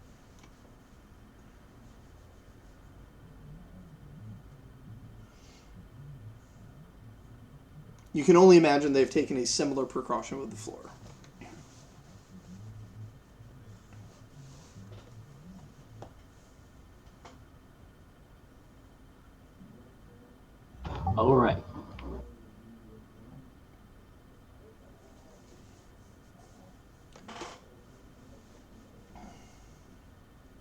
shall we get started?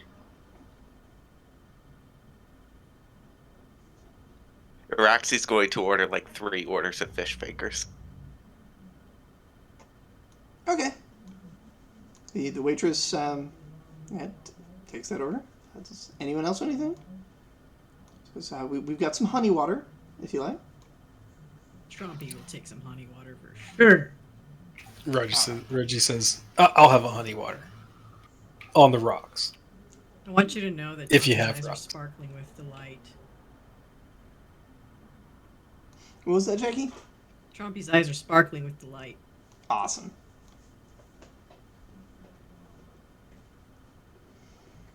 All right. Food ordered, and then is anybody going to slip away while they're prepping the food? Sure.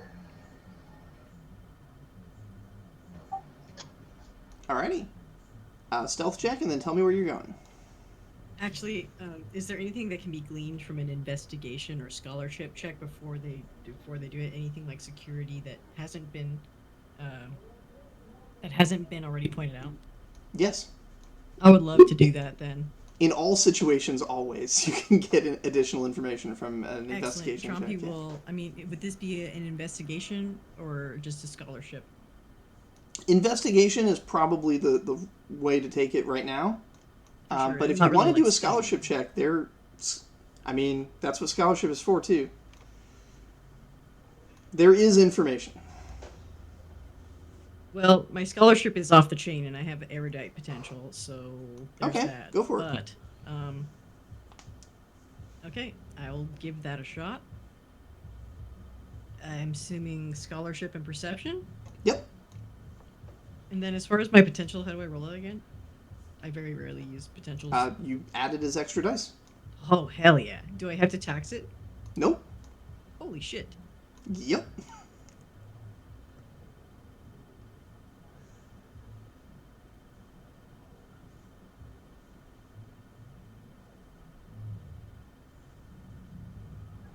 Do I get any kind of pips or anything from that, or no? What do you Just have straight on dice. you that you would use as equipment for this? Absolutely nothing. So that's 9 dice with 4 successes. Okay. Well, I mean, on average for 9 dice, that's a little below average result. For most human, like, in this situation, 4 successes is amazing. So, here's what you do. You start doing a little bit of math.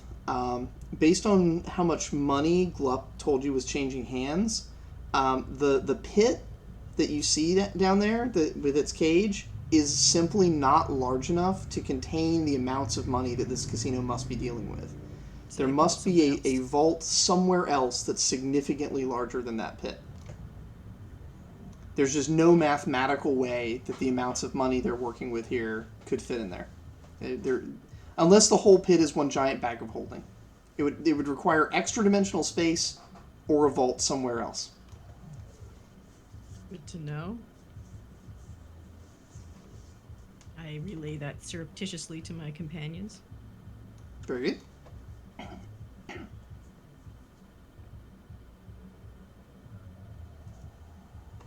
We never did learn about the doors, right?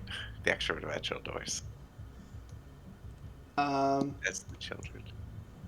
I mean, some of you guys were kind of... Yeah, not really. You didn't... Like, I think one person saw the demonstration of it before the shopkeeper was killed, and the entire shop was shut down. I say the extra dimensional doors. They were not extra dimensional. They just led to a box in the ceiling somewhere. Yeah. A box in a cliff. Yeah. Okay. Yeah, that whole thing was a con. They did not have extra dimensional technology. They were running a scam.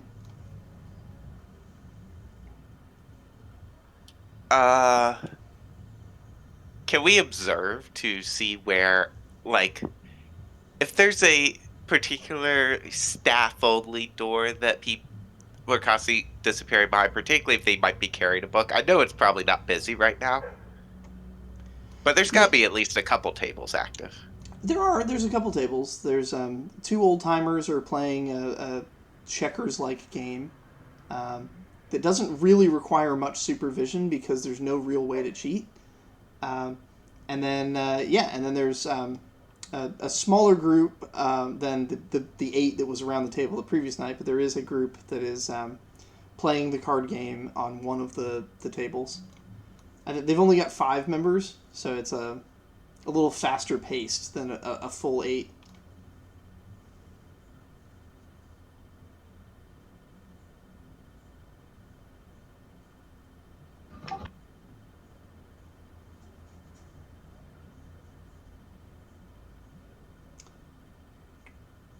As far as doors go, there are doors that are labeled employees only. Multiple ones. And there's also a large grand staircase leading up to the inn section where the rooms are that is positioned so that coming down it you get a really nice view of both the casino and the restaurant. Awesome.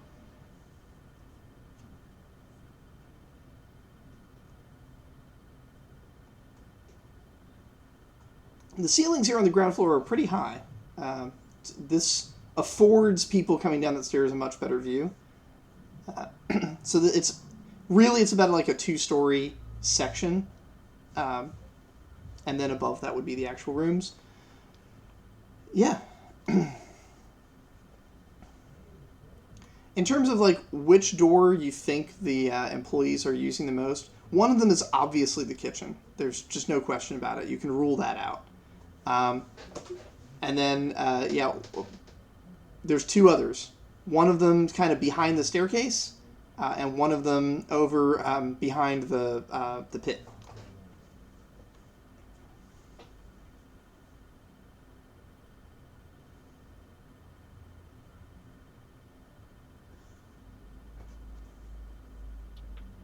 You imagine we want to go through the one that's behind the pit at some point. Yeah. It seems likely. Yeah.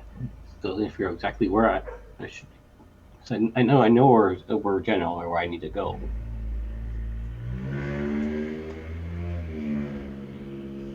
Glup, you do know that if you go alone, you have a really good chance of just like invisibling and stealthing your way through. If you're traveling with the others here, there may be some slight issues. But, you know, if they roll good, maybe they won't be. Who knows? Yeah, I guess I'll just I'm gonna go try to see if I find the book. You know, I'm very good at being stealthy and stuff. You know, I don't know what you can do, but you know, we're all kids. You know, it cause some kind of ruckus here. No, we'll shade away. You could. Celebre as a city, like, I mean, they do have some rules to protect kids, but it's not illegal for children to gamble.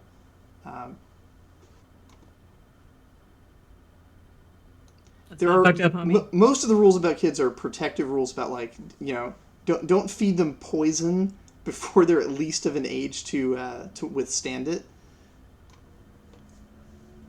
But yeah. What is the poison age? What's the age to withstand poison?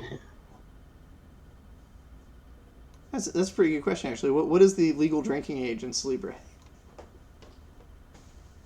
Eh. When you're high enough to see above the counter, it sounds like. It's kind of undefined. It also depends on your species, right? So like,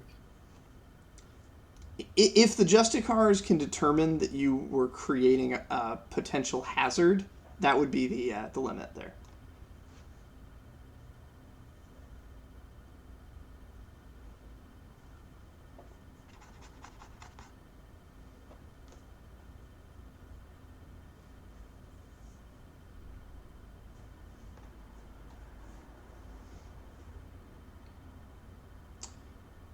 yeah, Sleeper is kind of like Sigil. It's like if you're old enough to be in Sigil, then you're old enough to drink in Sigil. Pretty much like.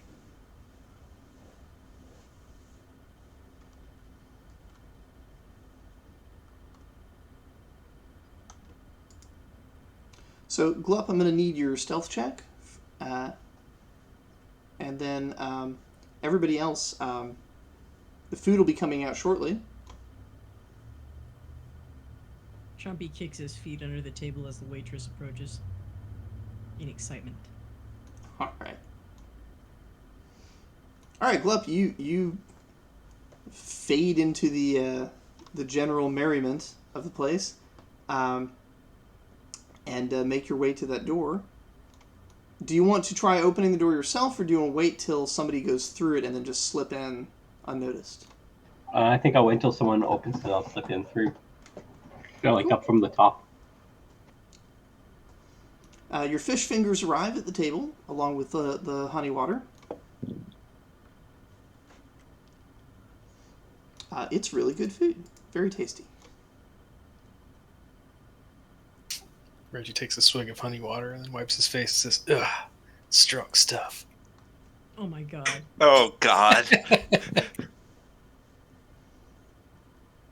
Yeah, that sounds about right for a 13-year-old boy. When tasting the food,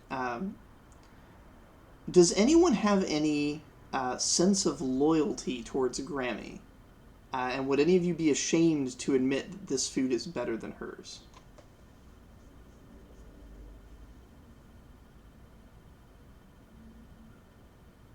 Roxy would not be ashamed to admit it. All right.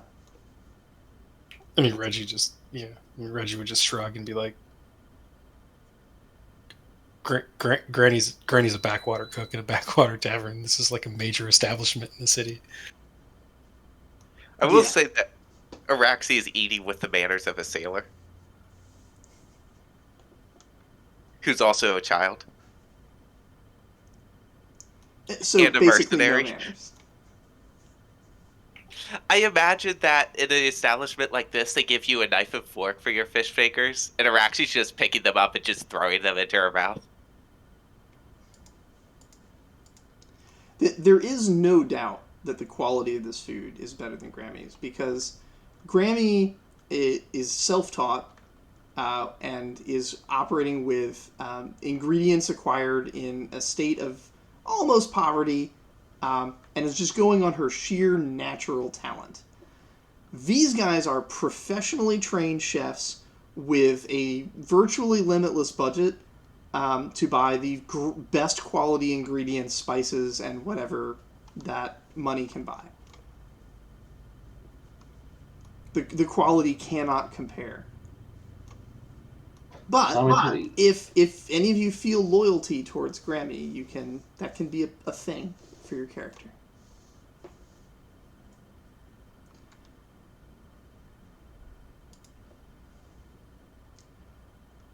All right. I mean, I think that for Araxi at least, it would be like a complete understanding of this is not an equal playing field. It's not. Yeah, it's absolutely not an equal playing field. Comparing the two is not really fair to anybody involved. Like, it might be good, and it is, but it's not home cooking, which is different. Home cooking is comforting because there's love in it. This is comforting because it's fucking 5 stars. Yeah. Also, with all the, especially when we got all those, what are they called? The mercenary groups coming to Granny's thing. She might actually be getting a decent amount of income now there that she might be able to actually get better ingredients. And it might not be a terrible thing for her to poach some talent, because right now her chefs and her waiting staff are her kids and grandkids.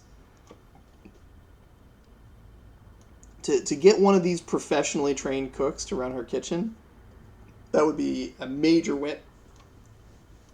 But yeah, there needs to be some major windfalls. The mercenaries are definitely helpful. All right, Glup. Which route through did you decide to take? Do you want to roll crime against the door, or do you just want to wait until somebody opens it? I'll roll crime against the door. Okay.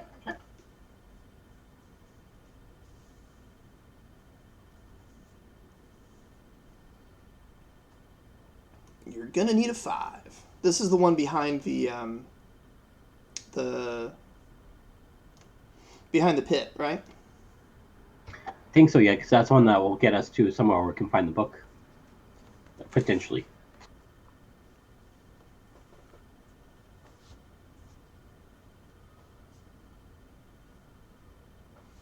Ooh, just barely nailed it. That pip saved you right there. Alrighty, you're through the door and into a hallway of offices. This is definitely where like accounting takes place. You are not alone back here. There is somebody doing bookkeeping. You'll need to make an additional stealth roll to not be caught. They are nose deep in their books, though. Difficulty 3. That's good. All right, you pull it off. You can see just past them there is a safe. The door is currently open as this person is doing counting. So you don't need to crack the safe to get inside. But the longer you spend inside, the more likely it is this person will get up from their books and go into the safe to either put back what they were counting or get out something new to count. All right, I guess it's time to go in the safe. Try to find this book that I'm looking for. Alrighty. Luckily, I have a lot of... I'm really expert in trade and stuff, so I might be able to find it easier. Cool. So this is going to be, an investigation check.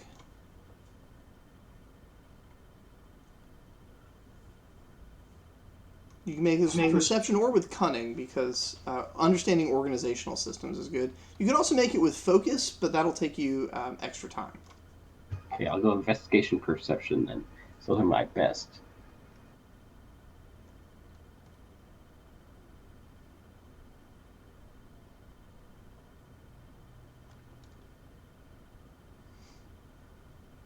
Okay. So, you find two things. One of them is that you find an incredible quantity of money. The other thing that you find is you find a note, which is the receipt indicating that they have already been taxed, by which I mean robbed, and their receipt is on display in the safe. So you're not allowed to steal anything in accordance with guild rules. This is probably somewhere that is quite competitive for who gets to rob it every tax cycle. Yeah. The book does not immediately make itself apparent. You may have to decode their system. However, you have spent a turn in here, and so we're going to roll 5 dice. If all of them come up successes, then the bookkeeper is coming back in.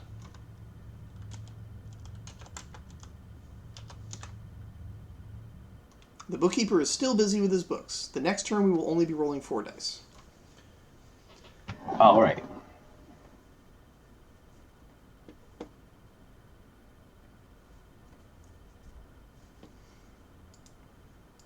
Meanwhile, back at the table, you guys have had a very tasty meal.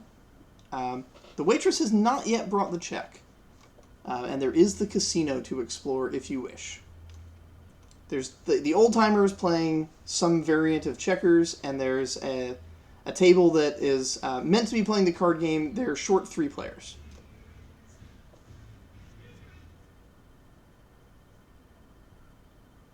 Reggie's not interested in playing.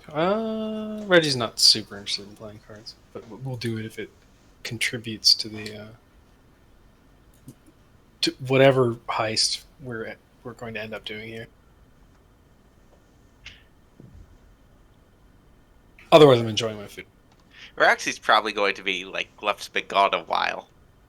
Should probably check on Gluff. And also, Raxi doesn't totally understand that there's a check after the meal. So I think Raxi's going to finish off her fish fingers and kind of like go towards that door. Um,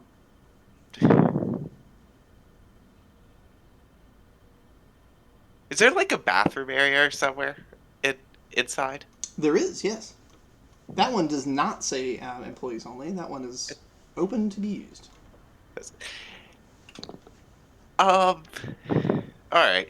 Is this going to be a really weird question? What is the ceiling like? Is it just like a solid ceiling, or are they tiles? The ceiling is highly decorated. So there are like murals of oceanic kind of themes on the ceiling, but also lots of things hanging from the ceiling, hanging lights and chandeliers and such. And there's lots of ropes between them so that they can be pulled to the side for maintenance. The ceiling is like I mentioned it earlier, but this room is like 2 rooms tall, so the ceiling's really high up, and there's lots of stuff up there that you could potentially swing and climb on or hide behind. Yeah, it's not a plain white ceiling. It's very decorative. Most of the themes are, like I said, sort of nautical themes. This is very much a touristy place, and Celebre is notably a port city. Chandeliers have lots of little anchors and stuff on them, stuff like that. So my thought would be like at a low traffic time like this, the bathroom's probably not the spot people are looking at. Yeah. And so Raxy's going to get like they're going to the bathroom and check to make sure nobody's watching, then climb up to the ceiling and head towards that door. Make your acrobatics check. The door is not on the ceiling. The door's on the ground level, but yeah, you'll. Well, and the door's not in the ceiling. I know. Yeah. But this is my way of getting over there without doing a stealth roll. Cool. You're gonna use your talent, right, to essentially use acrobatics instead of stealth. Yeah. Well, also I'm just going over an acrobatic way. Jesus. All right. Yeah, you go to the actually incredibly complex bathroom because it's a multi-species bathroom. It's got to handle a lot of different types of digestive systems. But yeah, you don't even step in. You just up the wall and across the ceiling and down and through the door, and you're now on the ceiling inside a hallway. This is a normal-sized hallway. There are rooms, and there is somebody in the first room. It's an office. Somebody's doing some counting. You probably spy. Well, I don't know. Actually, if his if he's cloaked, you might not spy Glup. I am honest. I feel like I would know what to look for auto camouflage, but also camouflage is still camouflage. And Glup is very good at it. Yeah. I genuinely don't think I could roll high enough, even if I got all my dice on that. Can I sense that Glup has been here? Well, you do see a safe, so that's a pretty safe assumption. And the safe is open. It's a giant wall safe. It's like a walk-in kind of safe. Yeah. Okay.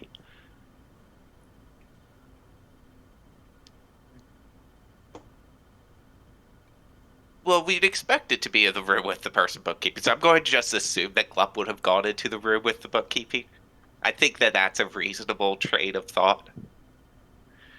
And Arax is going to slip in via ceiling, I guess. Slip into the vault. They still have their nose to their books, and so inside you go, and you drop down, and now both of you are together inside the safe. All right. You guys can go ahead and make fresh investigation rolls. And let's add your successes together this time to see if you can find the book. You said that was that we had trying to figure out exactly what their route, like their numbers and stuff were. Would trade be able to be used? Yes, yes, it could. Trade perception. Yeah, go for trade perception.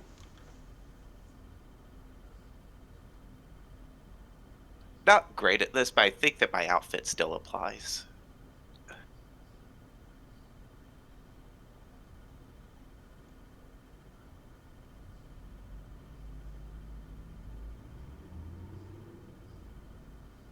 Alrighty.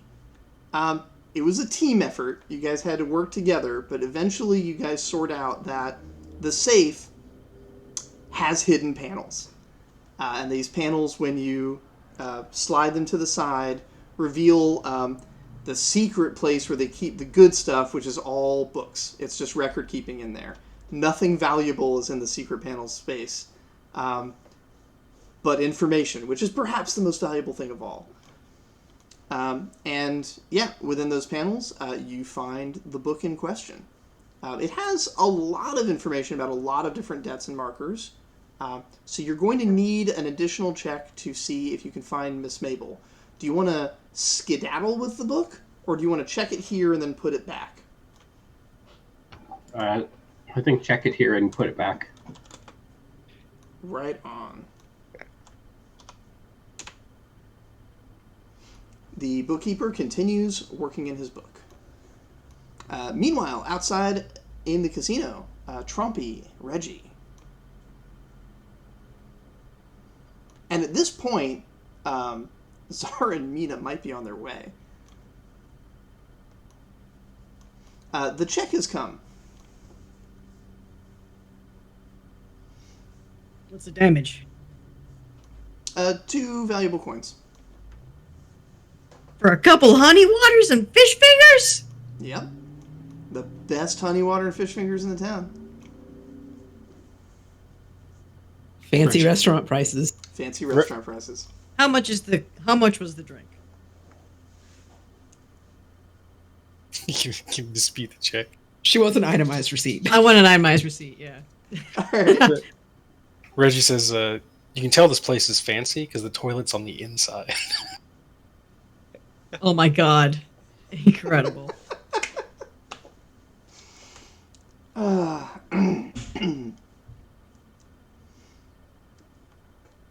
Right on. If you want to make demands of the waitress, you can make a propriety check. Probably propriety plus empathy. I'm an awkward nerd, so I'm gonna abstain from that. Cool. Who is going to pay? Reggie says, we're just kind of here waiting around town, you know, doing stuff for our... 2 valuable coins, you said? Yes. I mean, I confront it entirely. Reggie's got it. I'm just, yeah. Reggie just says, we're here on behalf of, like, we're just kind of like, we were told to stay out of trouble. This seems like a good place to stay out of trouble. And he puts the 2 valuable coins on the table, and he says, it's kind of scary out in the rest of the city. You think we could just sit here and maybe get just some more honey waters or something? Yeah, I mean, you pay your bill, she says? Yeah, no problem. You just sit tight, hon. I'll be right back with some refills. Are the refills free? They are. Fucking thank God. But only after 4 p.m. on Saturdays. Reggie's now down to 24 valuable coins. Yeah, you're loaded, dude. Yeah. Reggie says, I have an idea, you see, because, like, this place is really good because the ingredients are good, and the chefs are good, and the staff is good, and it's a nice building. Like, all of the things that we don't have, you know? But those things are expensive. But people don't eat here because the food is good. People eat here because they're told the food is good.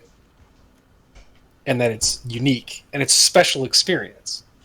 The food doesn't have to be good to offer people a special experience. True facts.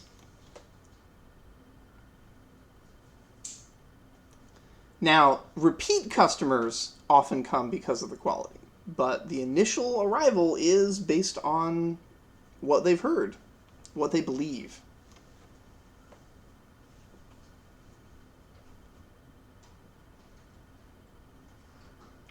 Reggie says, I don't even think the quality really even matters that much. It's like, if we serve rat burgers and call them oak burgers and say that they make you a stronger, more perceptive mercenary, people eat those even if they taste like garbage, as long as they continue to believe that they're good.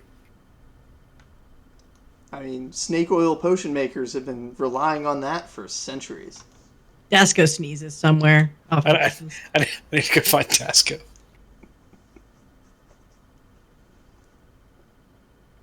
Dasco is currently running some sort of like displaced orphan charity thing in Celebre. Dasco cares, right? Yeah, something like that.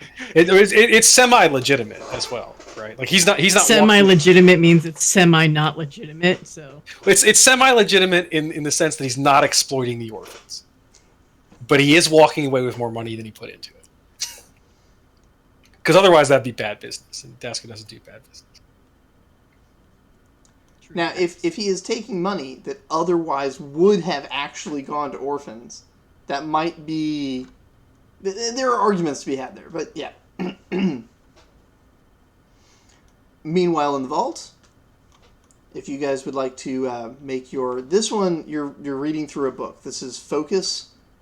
There's no other way around that. But you could either do this as scholarship or as investigation. I'm at the dining table, so I'm assuming I can't help with this. Yeah, they've decided not to take the book out of the safe. They're trying to do the research there in the safe. For sure. Rax is going to look at this and be like, I don't understand these numbers. All right, focus.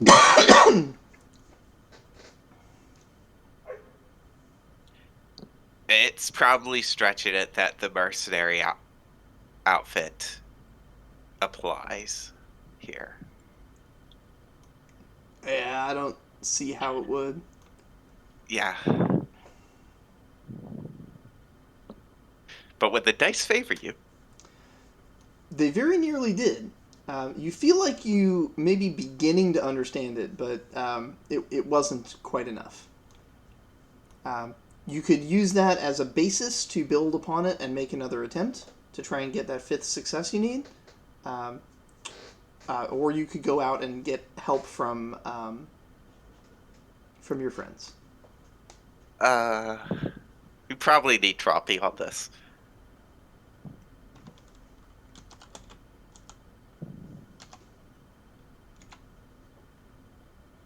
The Right, what do you need me to is- roll? The scholar has still got his nose in his books, so you guys could potentially stealth out of there.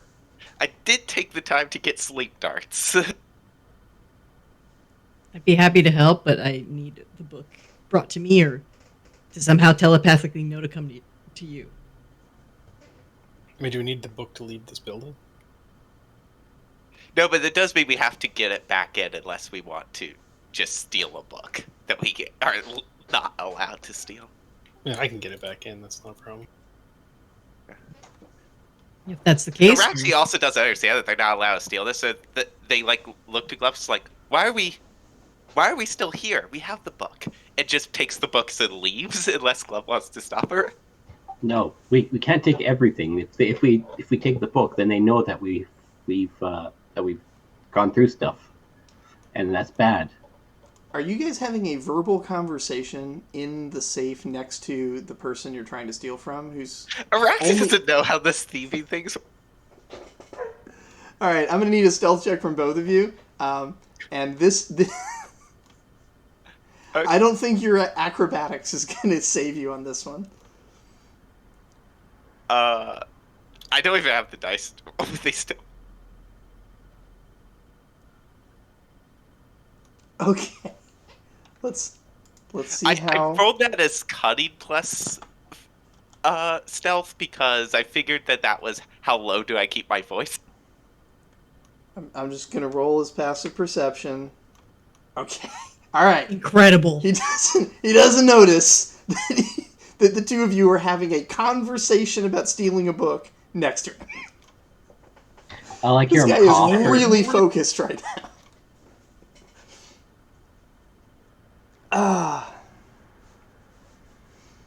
All right, so yeah, are you guys going to take the book out to Trompy and then try and sneak it back in, or let Reggie sneak it back in?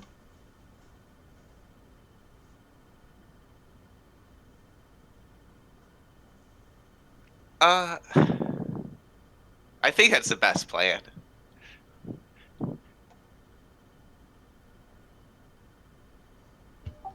Cool. Unless we can like read it while also on the ceiling. But I think we need our hands to both look through the book and grip the ceiling. Yeah, now, because of the rolls that just happened, I won't make you roll stealth to get back out of that room. You can go take it to Trompy, but after that, getting it back in, there will be some kind of roll, unless Reggie said he's got it covered. We'll see. I don't know which of the various shenanigans available to Ed is about to be utilized. But yeah, no roll necessary to bring that to Trompy. And you can just put that down on the table. Trompy, it's difficulty 5 to interpret what's in this book. Scholarship? Yes, absolutely.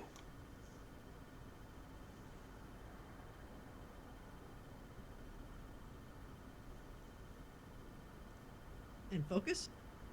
Yes, please.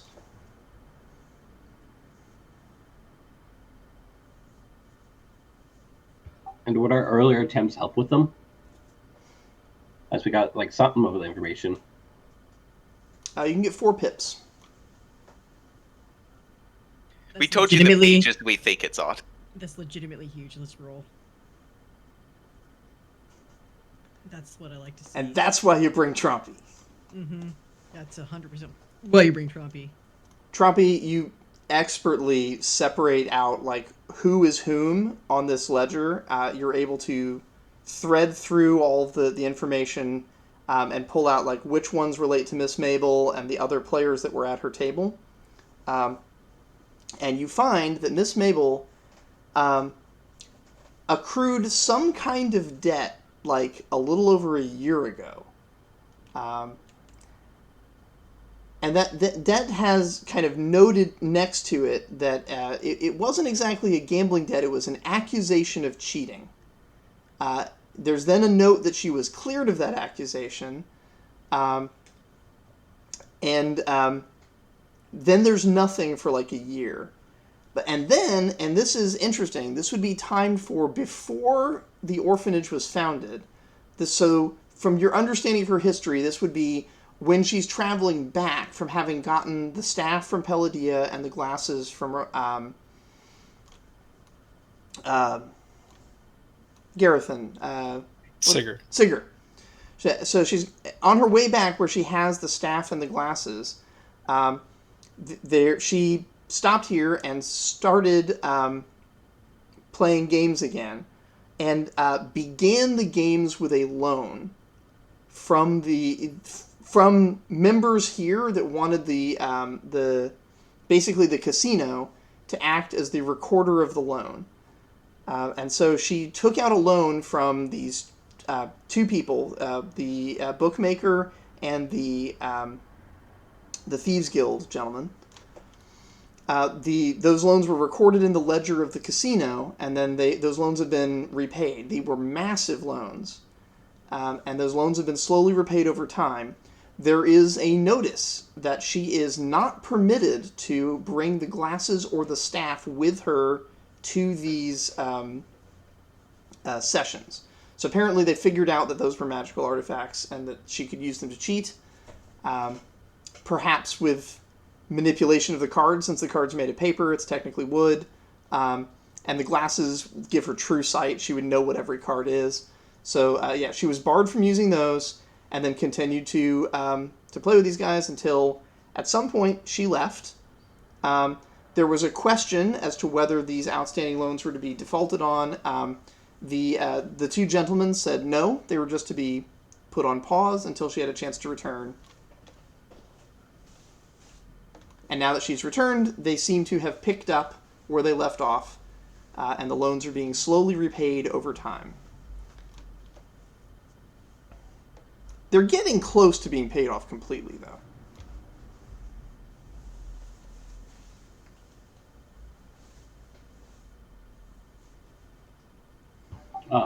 How much does she owe left?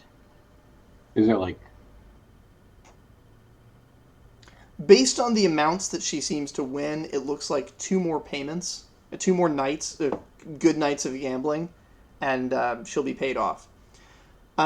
Also, Trompy, you pick up that there are a lot of other transactions on here that are recorded that relate to the games themselves, but not to any specific loans. And what you're seeing is that it looks like a lot of the other players that come to play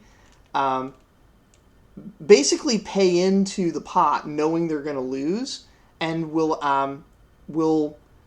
so it sounds like from what you're getting that Miss Mabel refuses to play unless her friends are playing with her, but sometimes her friends can't afford to play, they can't afford to ante-end, and so other patrons of the establishment are basically giving them loans to buy into it, and then forgiving the loan debt because they know that it's going to be lost.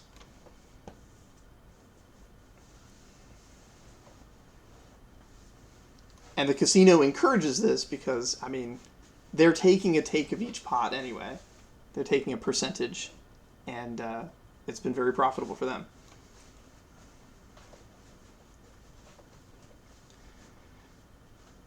And now is the question of, you've got all that information, how are you going to get the book back?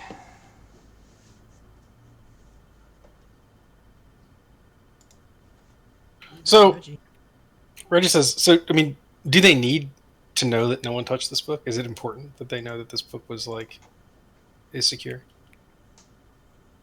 He's asking the group. I mean, generally. it's encrypted, so yeah. Well, if someone thinks if it appears not in the thing, they might think that someone might mess with the numbers and stuff. I mean, Especially if any of us are caught with it, we're linked to Miss Maybell, so they might think that Miss Maybell sent us to mess around with the notes. Rax is gonna go, should we mess with the numbers?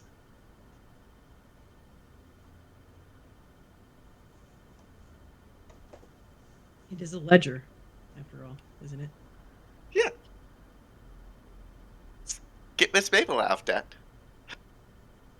They must have a backup somewhere they can cross-reference. It does look like Miss Mabel's going to get herself out of debt in 2 more nights.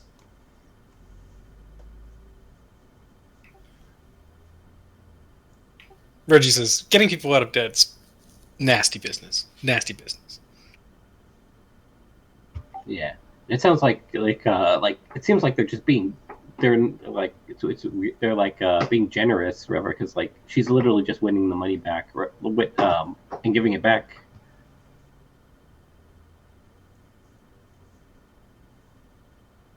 I'm not sure because she's the best, and because they know that she's the best and will win every single time, anyways. Seems like. Reggie says, or they're letting her win. There are some patrons here that are playing the game. You could go talk to them, see what they have to say. Okay, well, Reggie takes the book, puts it on him, and uses smuggle, and I'm just going to carry it around until I decide to do something with it. Okay. Before you do that, there were 2 people that Miss Mabel was playing with the prior night that we don't know the identity of. Can we find the identity of the book? Yes. I don't know if that's part of Trompy's original roll, or is that a second roll?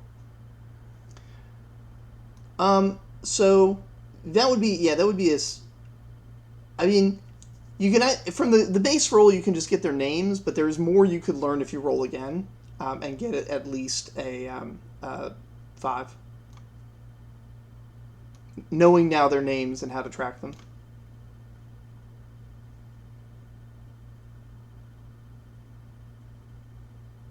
You got this, Chompy.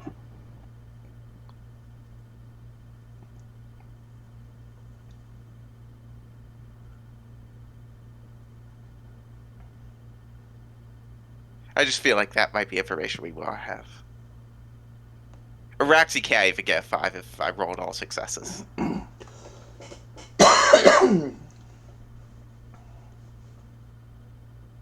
So, Jackie, I think it needs to be a trophy roll. So what should I roll for you guys?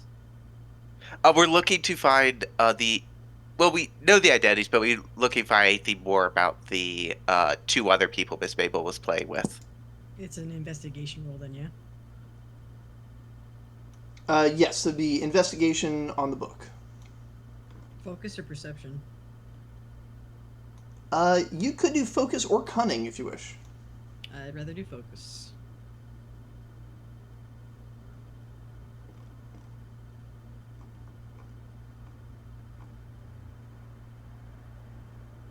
Three successes.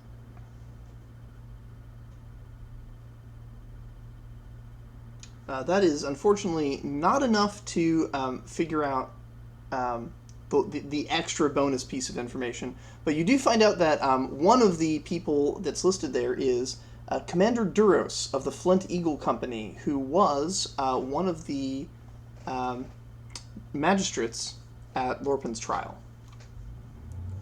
The last person appears to be a regular, but you, aside from their name, you don't have any way of finding them or finding out who they are.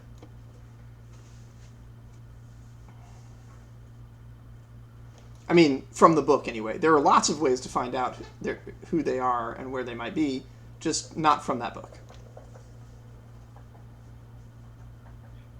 Rax going to Reggie and go, Reggie, you know everybody. Who's this? And Do I know this person at definitely all? enough time has passed for Zara and Mina to meet up with you guys.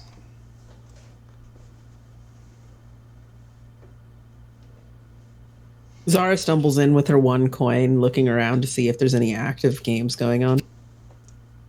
There is. She goes to meet up with everyone first. All right. You meet up at the table. There's honey wine there. I don't think any of the fish fingers are left. I think a hungry set of kids has already eaten them. But the waitress comes over and says, "Oh, more of your friends?" Yeah. All of us just, sitting here trying to stay out of trouble, Thanks so much for helping us stay out of trouble. She brings some honey wine for them. Do you want to order any food? She asks to Mina and Zara. I could bring out, for another coin, I can bring out some more fish sticks. Okay. I'll give her another coin. All right.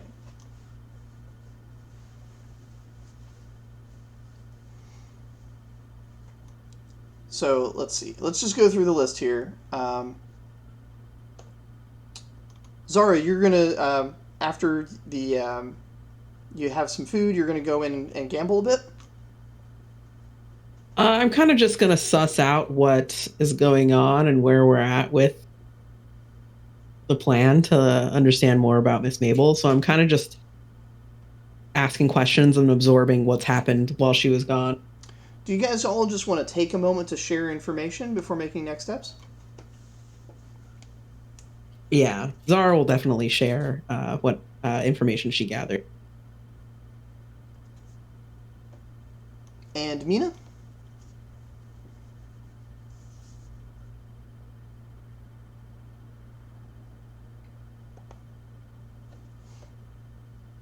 Troy, are you there?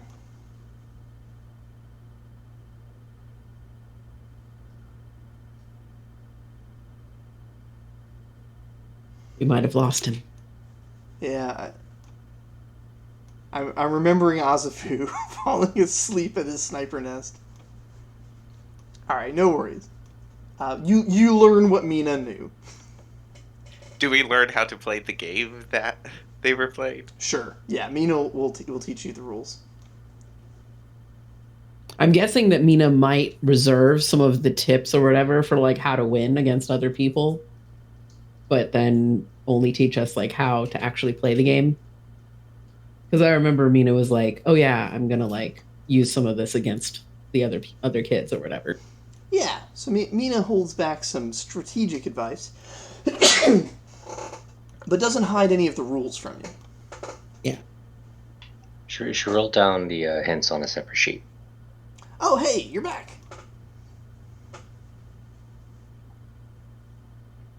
Cool. Yeah. Mina, did you want to do anything? Looks like Zara's going to go in and gamble a little bit.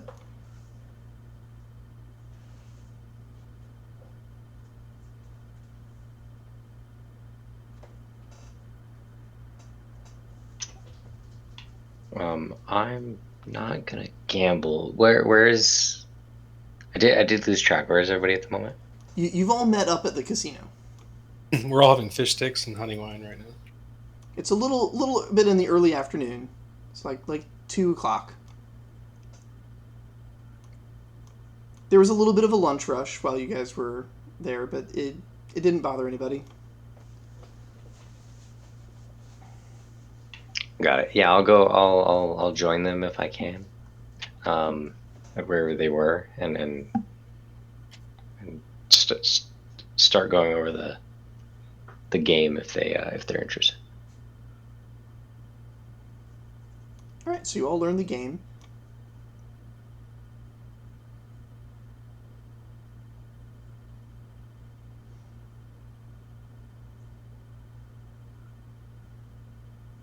Was there anything else you guys wanted to learn here at the casino?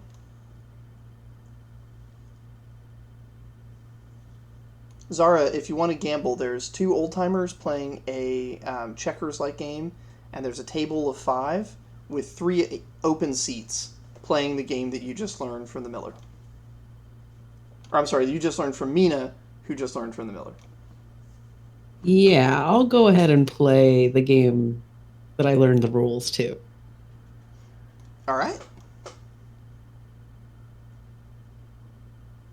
Because the game is very much strategic, your opening roll for the game is a leadership roll.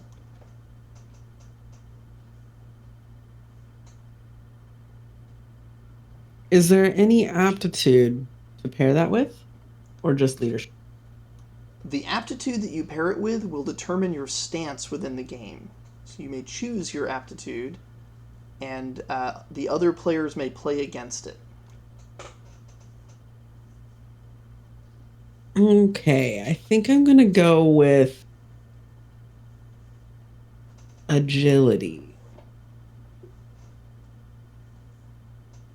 The mental equivalent of agility is cunning. So go ahead and make a cunning plus leadership. Oh, cool. Yeah, cunning works as well. I just was trying to be fun with agility. If you were trying to cheat, that would be a good one. Just move so fast that they can't keep up. Exactly.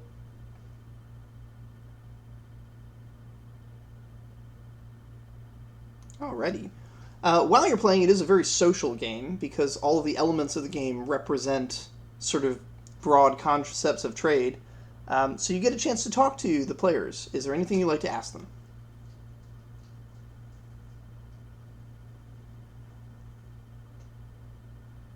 Are you around these parts?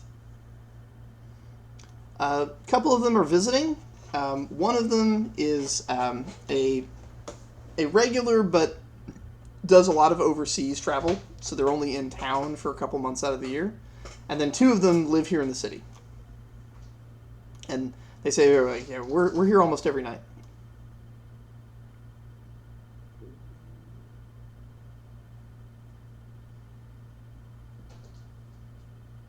All right. What brings you around here? Oh, there's this woman that comes here at nights. You got to wait pretty late for her to show up, but her gameplay is unbelievable. Just absolutely insane. We come basically to spectate. Oh, and I'm going to pounce on the opportunity here to connect myself with this, so I'll just say, oh yeah, my mom. Totally. Yeah. She's great. That's your mom? Yep, and she's taught me all her tricks. Oh boy, a dangerous opponent here tonight. It is, of course, not nighttime at all.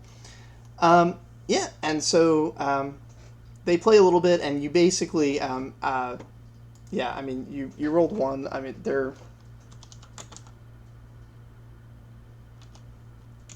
I'm basically trying to bluff them. They take your coin. Yeah, they crush me. But Cool. but in the process, you learn that these guys basically, a lot of people. There's like a whole culture built around this game, and a lot of people are really interested in improving their game.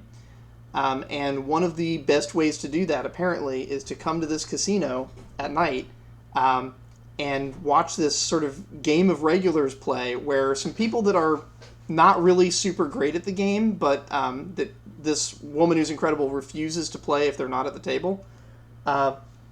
They go up against her, and then like some of the best players around will join the table and try their hand. And it's actually, they say sometimes the good players manage to get a little bit, but by the end of the game, she's clearly dominated the table. And what the casino does is it charges people to basically learn what their hands are. So the casino staff will stand behind the players to make sure they don't cheat, but also take notes and come back out to the audience and reveal to the audience what the cards are that are in play, so the audience can start to see like how the strategies are unfolding and learn from it. This is very much become a sort of like spectator sport that the casino is hosting. And there's lots of post game commentary. One of the guys says that he's actually a scholar and is like writing a book on the game strategies that are being executed here. They don't strike you as like the kind of gamblers that you've been meeting in Oakbrine. These guys strike you more as like erudite sort of sportsmen, intellectual sportsmen. Yeah, it almost sounds kind of like master chess players. They're more interested in the craft of the game than they are winning money. Yeah, and that's why they're very much willing to let money go for a chance to play with the master. As the experience of losing is teaching them the ways that they lost, which can teach them ways they can win in the future against other opponents, stuff like that. Yeah. Nice. Yeah, basically, based on that one round, I'll assume that Zara learned a bit about the game from losing. Yeah.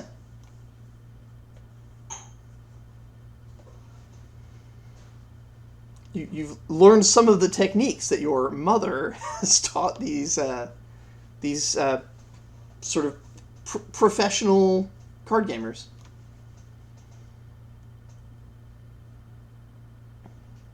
And you leave the table with that information. So really the only thing left is that you guys haven't talked to the book maker or the Thieves Guild guy, and you haven't put the ledger back yet.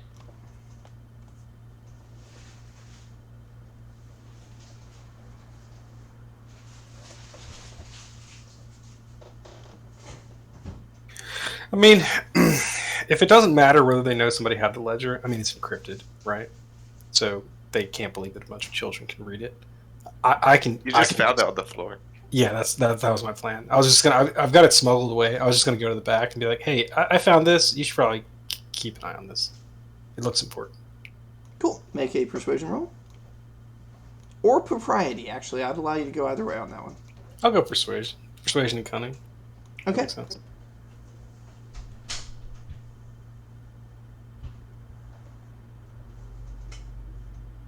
And if you have Orphic, those dice would apply as well. Okay.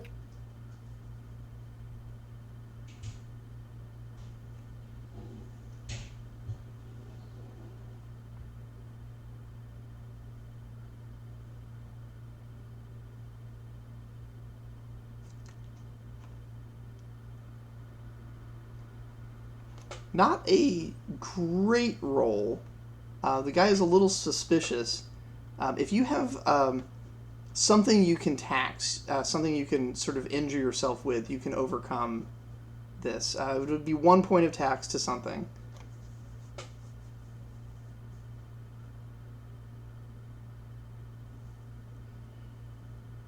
Yeah, I mean, I can tax something. Can I use my Cause I could get a fourth success if I could use. Could I use my either my signet ring or my so I have a family signet ring, but it actually it's a mining cooperative signet ring, or my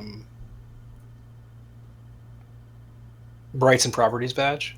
Your rights and properties badge, that would For- give you pips, yeah. For pips. Okay, so that, assuming I don't know what quality is, let's assume it's quality 1. That would give me 4 successes. Is that enough? That's enough, yes. Okay. Cool. Yeah, thank you for your honesty. Snatch up the book, send it back. They shout at the the guy who's just had his nose in the books while 2 kids literally just walked past him. Not just that, but the motherfucker was had like, a conversation. yeah, 100%. This guy is not paying attention. Yeah. All right. So yeah, that's the afternoon wears on. You'll want to head back soon, but there is time to go and visit probably one of the 2 before evening sets in.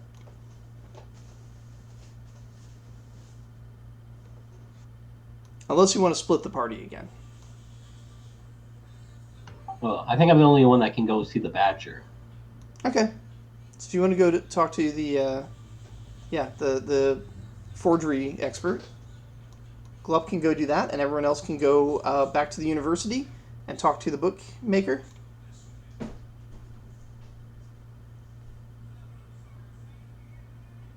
I really got to put some points in propriety for Trumpy, man.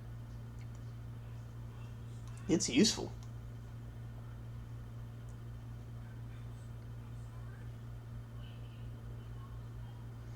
All right, at the bookmaker's shop, he's getting ready to close for business for the day, but yeah, you kids come in. I don't think he recognizes any. Oh no, I'm sorry. He absolutely recognizes Zara, right? I don't recall how, but that's possible. Is Zara have a spell book? Yes, definitely. This is where you bought it. Yes, Yeah. definitely. Yeah, she has the first spell book she ever got, which I guess she must have had to have got picked up from here. Coddle took you here. I'm sorry, Cam. Cam took you here and paid for your first spell book that you bought from this guy. Great. I'll greet him. Or at least acknowledge that we know each other. Ah, young wizard! Have you come to acquire a new tome to add more spells to? Sadly, I can't afford one right now, but definitely will need one someday. I've already filled up the one that you gave me before. Excellent. I'm pleased to hear your studies are progressing. And if you need it, there are a variety of scholarships that you could apply to for school supplies. He has the forms, like, at the front counter. She definitely grabs one of those forms.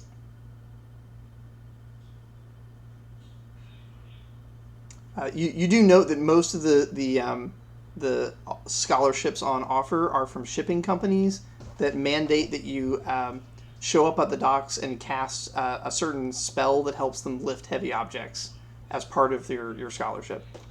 So it's not exactly a scholarship, and it's more like a job, but they put the word scholarship on it to make it sound fancy.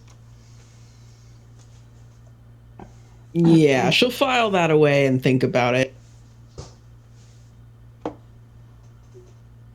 Actually, I just realized I have a second spell book. I don't know how the heck I got that, but it's an empty spell book. You did have a day where you went shopping. You may have bought it there. Yeah, I think I did. Cool. Well, good to know that I can always work for more spell books if I need to.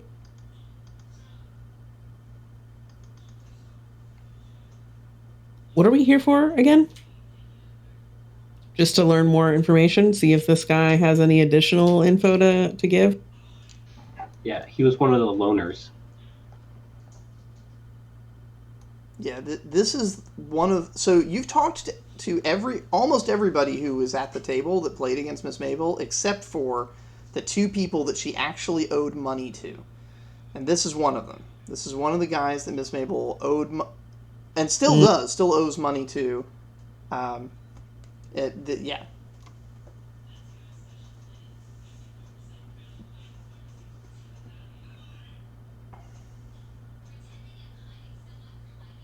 All right. How do we want to go about this? I guess I could, since they know me, if we think that might help, I could start the light interrogation, but make it seem like it's just friendly banter.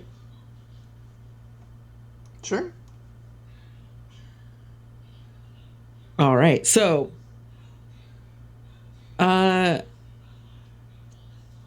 Miss Mabel was telling us about the games that you guys play together and how you walked away last night with a lot of extra winnings. He laughs and says, "Ha! Don't let her fool you. She is very skilled at that game." She sure is.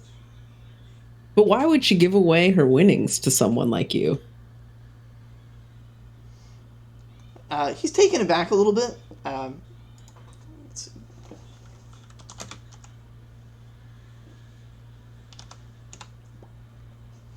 Can you beat 2 on a persuasion check? If I'm lucky. What I could, I guess, is this cunning? I don't know if it's really cunning. You came on pretty forceful. This could be Vigor. Vigor, yeah. You All just right. came right out and said something that was true. So you're not really lying to him. You just kind of caught him in something that you know is true that he wasn't quite ready to cop up to.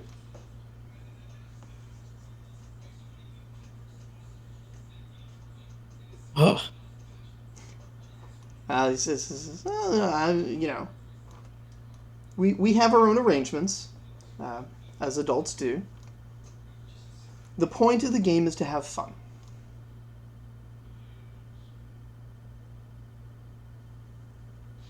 the talk of the town is that Miss Maybell owed you guys money, and that's kind of how things went down. How'd she end up in that position? Says, oh, well, she had to do some traveling. As I understand it, she went north and then went back to found the orphanage. And I'm a charitable guy. I wanted to help out. And, she's just being nice and paying me back the loan that I made to her.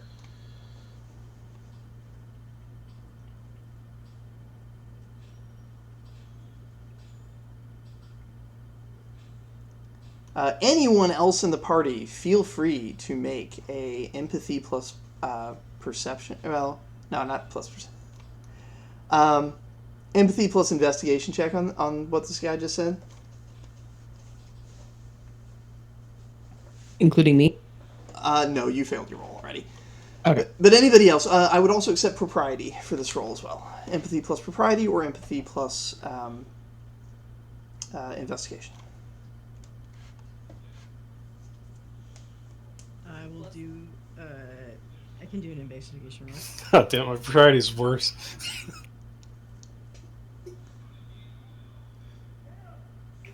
Wait, let me roll in session like a normal human being. Nobody beats a 2. Give me a second. Oh, there we go. Finally, Reggie. Yeah, this guy is lying. Definitely lying about why he gave Miss Mabel the loan. Well, shit. Chompy knows nothing. None of you got a high enough amount to get him to fess up to the real reason, but whatever the reason is, it is not. It is not that he gave her a loan to help her found the orphanage out of the kindness of his heart. He doesn't seem like a bad guy. He does seem like a nice guy. This just has nothing to do with the orphanage. But that's about it. He says, well, I've got to close up my shop now. It's great to see you kids. When you need more books, I'm always here to help. And he ushers you out of the shop. Glup, you show up at the Thieves Guild, which is in the opposite situation. They are getting ready for a night out on the town doing some thieving. A little bit of hustle and bustle as everybody gets ready to go out. You head over to the Badger Den, and you find the forger. Well, howdy. It's good to see you again. Ah, young Glup. Good to see you as well. Your training goes well, I trust. Yes, and so does my stealth. Speaking of stealthy stuff, out of the curiosity of my caregiver, Miss Maybell, we went to want to learn a little bit more stuff about her, and we found out she'd been going out every night. So I decided to tail her last night. And lo and behold, did I see at the table, but you sitting beside her, and she gave you a bunch of money at the end of the night. I see, pretty generous donation there. He says, "My goodness, was that you stealthed next to the potted plant? You were nearly invisible. That is very impressive." Yeah, it took a while to hold that spot. Indeed, your discipline was exceptional. You have learned well.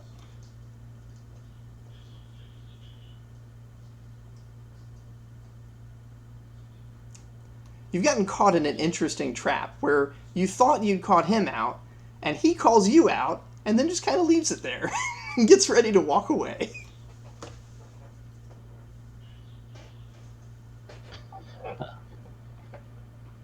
If may I ask,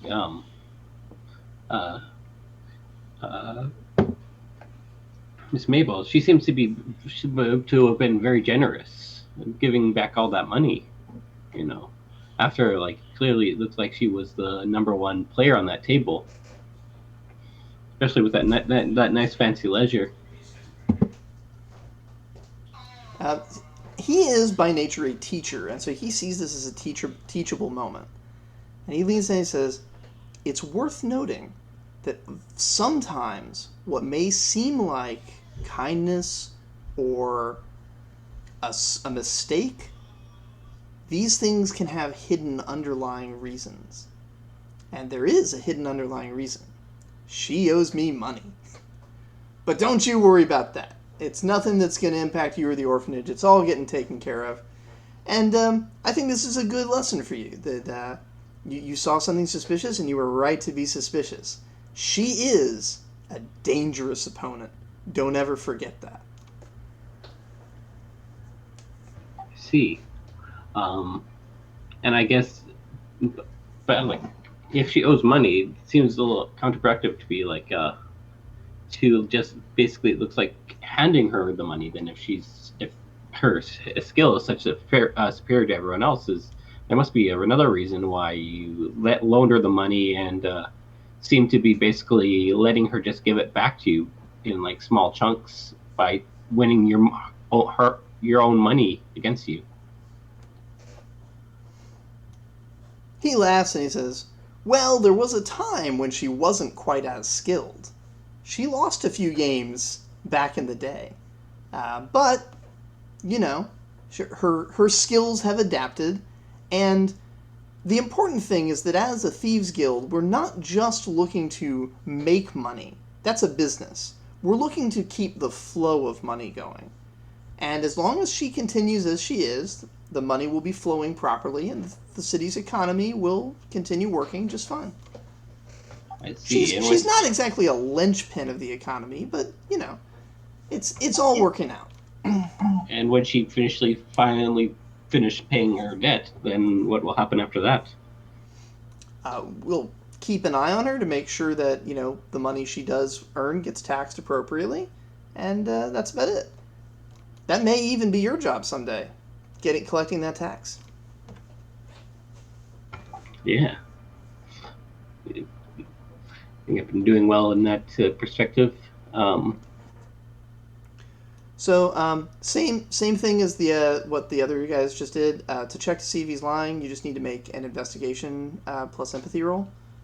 You may also do propriety plus empathy if you wish.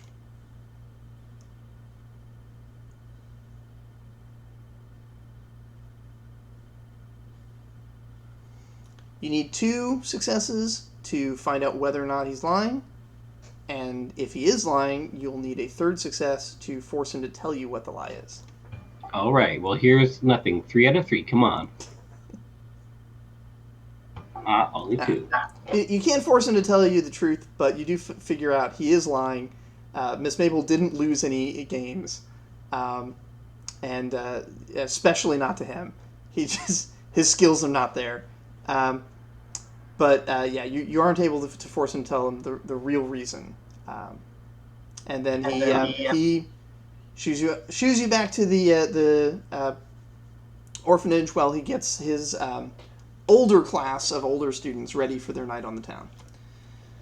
Okay, I was gonna see if there was a way to like accidentally drop a couple coins, whatever, to see if his mouth will be a little bit more loose. Given the amount of coins that it took place at that poker or that card game, you don't think you could do that. Yeah. All right. Yeah. Everybody returns back. You have learned a thing or two about Miss Mabel's adventures. Did you want to share your information, share theories before we end?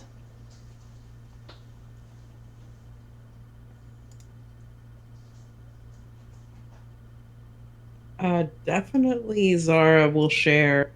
I mean, I guess it was just Glup that wasn't at the bookstore, so we'll share what we learned there. Yeah, I do have one question. Can we just ask one question to what's her name, Miss Mabel, and ask her what she thinks the reason that they offer to pay to give her the loan in the first place. I was wondering if you guys would ever ask Miss Mabel about it. Yeah, I was thinking like she's like the only hope now. Like everyone else is, we've gotten all the information from everyone else that we can't. That does tell Miss Mabel that we spied on her. She probably won't care. Well, in her best interest. So Miss Mabel is going to roll her lying ability. She's a good liar. Like, I don't think you're going to get the fucking truth. But all 6 of you can pool all your resources together to try and persuade her. So you can make a giant group persuade. Everybody's successes will count towards this. Let's see how much you need to overcome. Whoa. Wow. Wow. Holy Damn. shit. Wow. So 1 or 2 people need to roll. Let's see how it goes. So, like, I guess that night out was pretty good after, like... She must still be in really high spirits from meeting Peladia again. That's What are we my rolling? canon explanation for why she only rolled 3 successes on that. She's gonna take it easy on us today. What was it? Empathy what? Empathy Empathy persuasion? plus persuasion. Plus persuasion or plus investigation? Persuasion. You're trying to convince her to tell you the truth. She might still win. Nope. If Never mind, Reggie Reggie wasn't there. Oh, no, even without Reggie, you guys have it. All right, so she tells you, she says, yeah, I can't tell you why, of course, because, it's grown-up matters that are don't concern you kids, but I will tell you that the reason I owe them money is that both of them performed a service for me. And the service was well within their profession. I had a book bound, and I had a forgery made. And that's all you really need to know.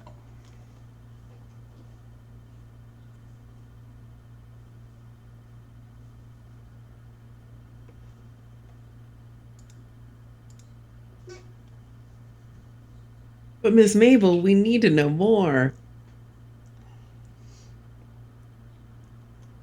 She smiles, says, well, okay, but you gotta promise to keep it a secret. We promise. And I don't just mean a secret from people outside your friend group. I mean, you need to keep this a secret from the other kids, and you need to keep this a secret from the other adults, and you need to keep this a secret from your teachers, and all of those nice people that have helped you out along the way. Does everybody promise to keep it a secret? Yes, Miss Mabel. Says, I had a fake book about trolls made, and made to look perfectly real. The exact same book binding that was used in the original, absolutely made perfectly. And the writing made to match the original author, but with information in there that isn't true. But that's all you get to know for now.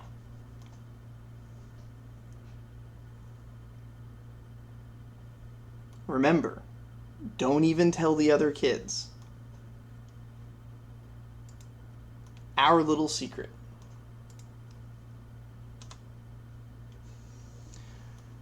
Anybody who wants to make investigation checks to see if she's telling the truth, please go ahead. You did persuade her, so it's unlikely that she's lying to you. I can do an investigation roll. Really what we're finding out here is how confident you are that she's telling the truth.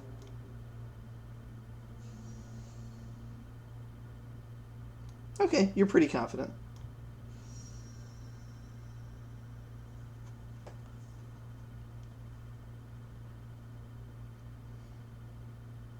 Lingering doubts are washed aside. This is the true reason. She had these guys make her a fake book about trolls before she went to found the Oakbrine Village, or the White Owl Orphanage in the Oakbrine Village.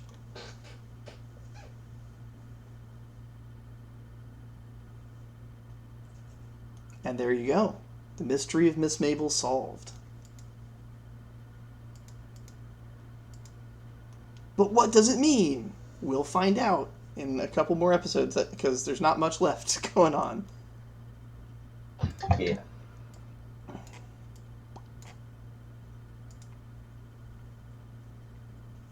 And I think with that, we're going to end our episode for tonight. Pretty successful night. It was very successful. Good teamwork, too.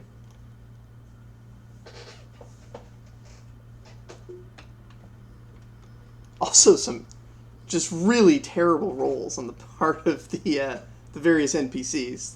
So that helped you a bunch. But yeah, good teamwork. Found out good info. I'm going to go ahead and start the recordings. We've gone a little long, and we'll pick up next week.